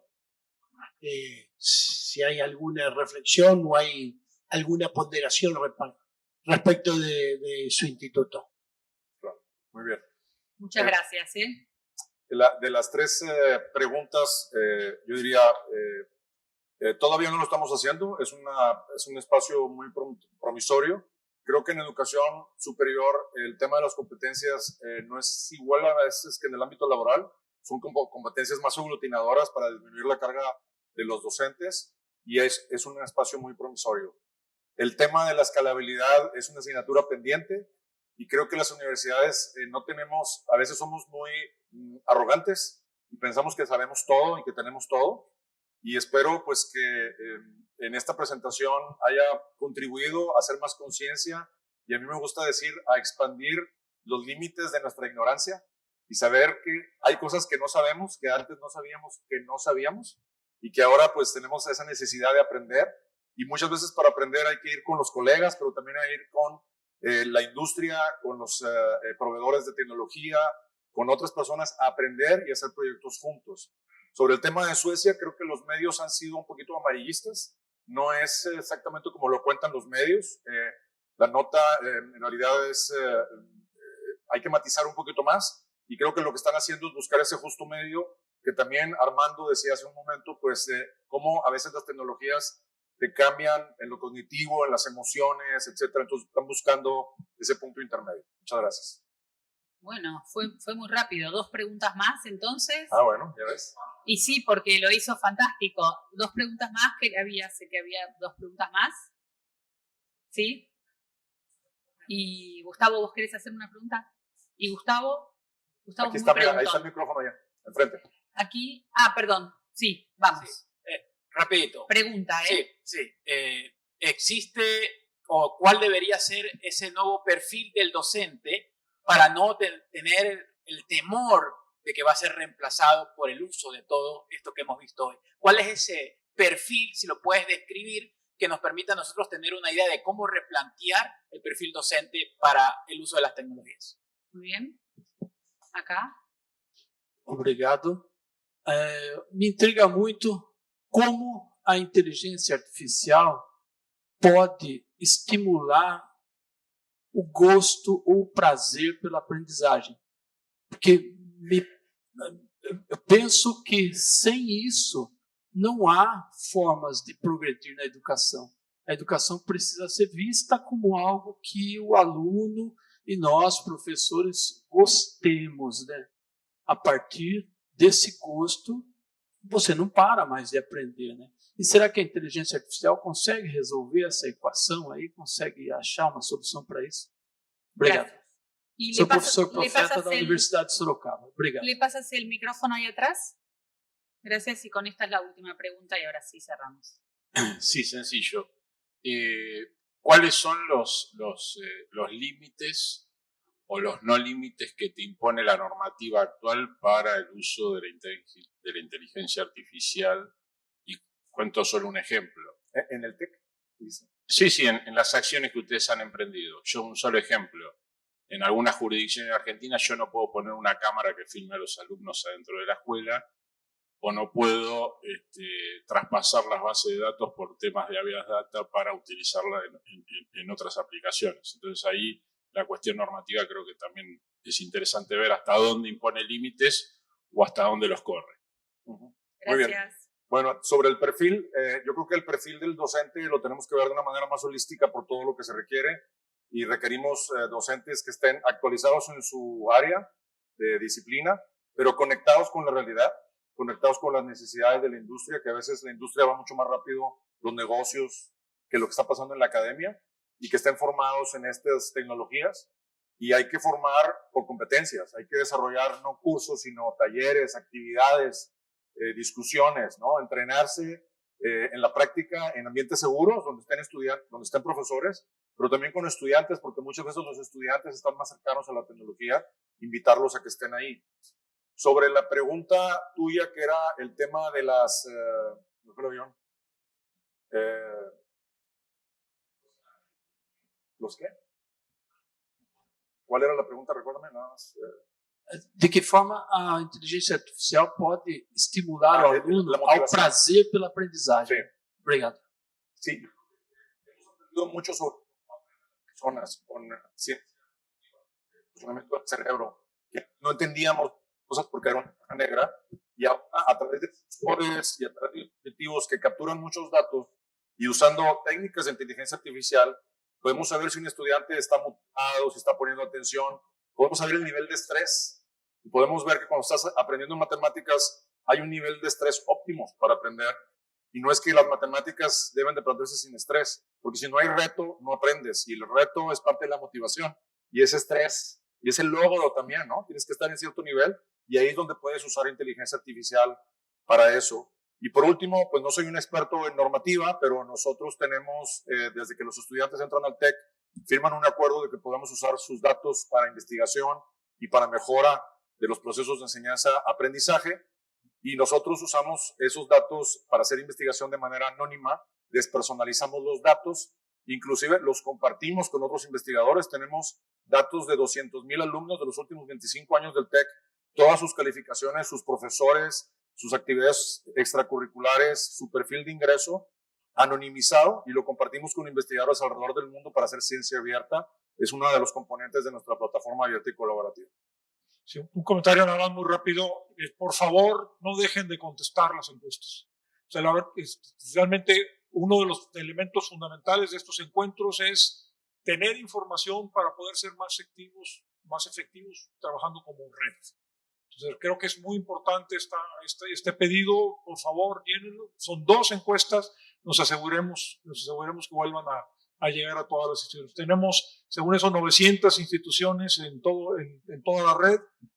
Hoy por hoy tenemos en una encuesta 121 respuestas, y en la otra, ¿cuántas tienes tú? Yo creo que unas 60, 80. Vamos a estimularlo después del evento para que eso ocurra.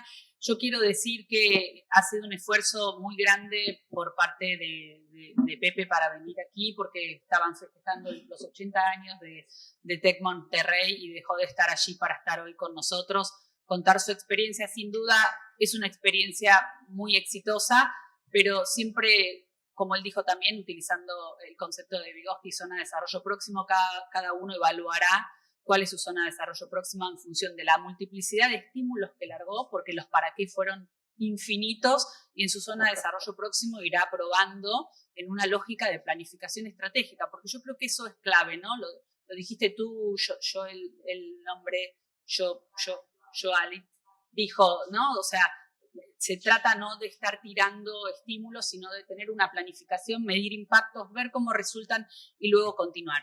Usen su zona de desarrollo próximo, muchísimos estímulos, muchísima información, una institución con mucho recurso abierto, que eso es buenísimo, porque no es conocimiento que es para ellos, que son amarretes, sino que lo distribuyen y está disponible. Aprovechen todo lo que escuchamos y ojalá que haya sido de provecho. Gracias por estar. Gracias por tu esfuerzo, Bernardo, por hacer que esto sea realidad, porque lo has provocado vos. Y bueno, un fuerte aplauso a los 2 disertantes.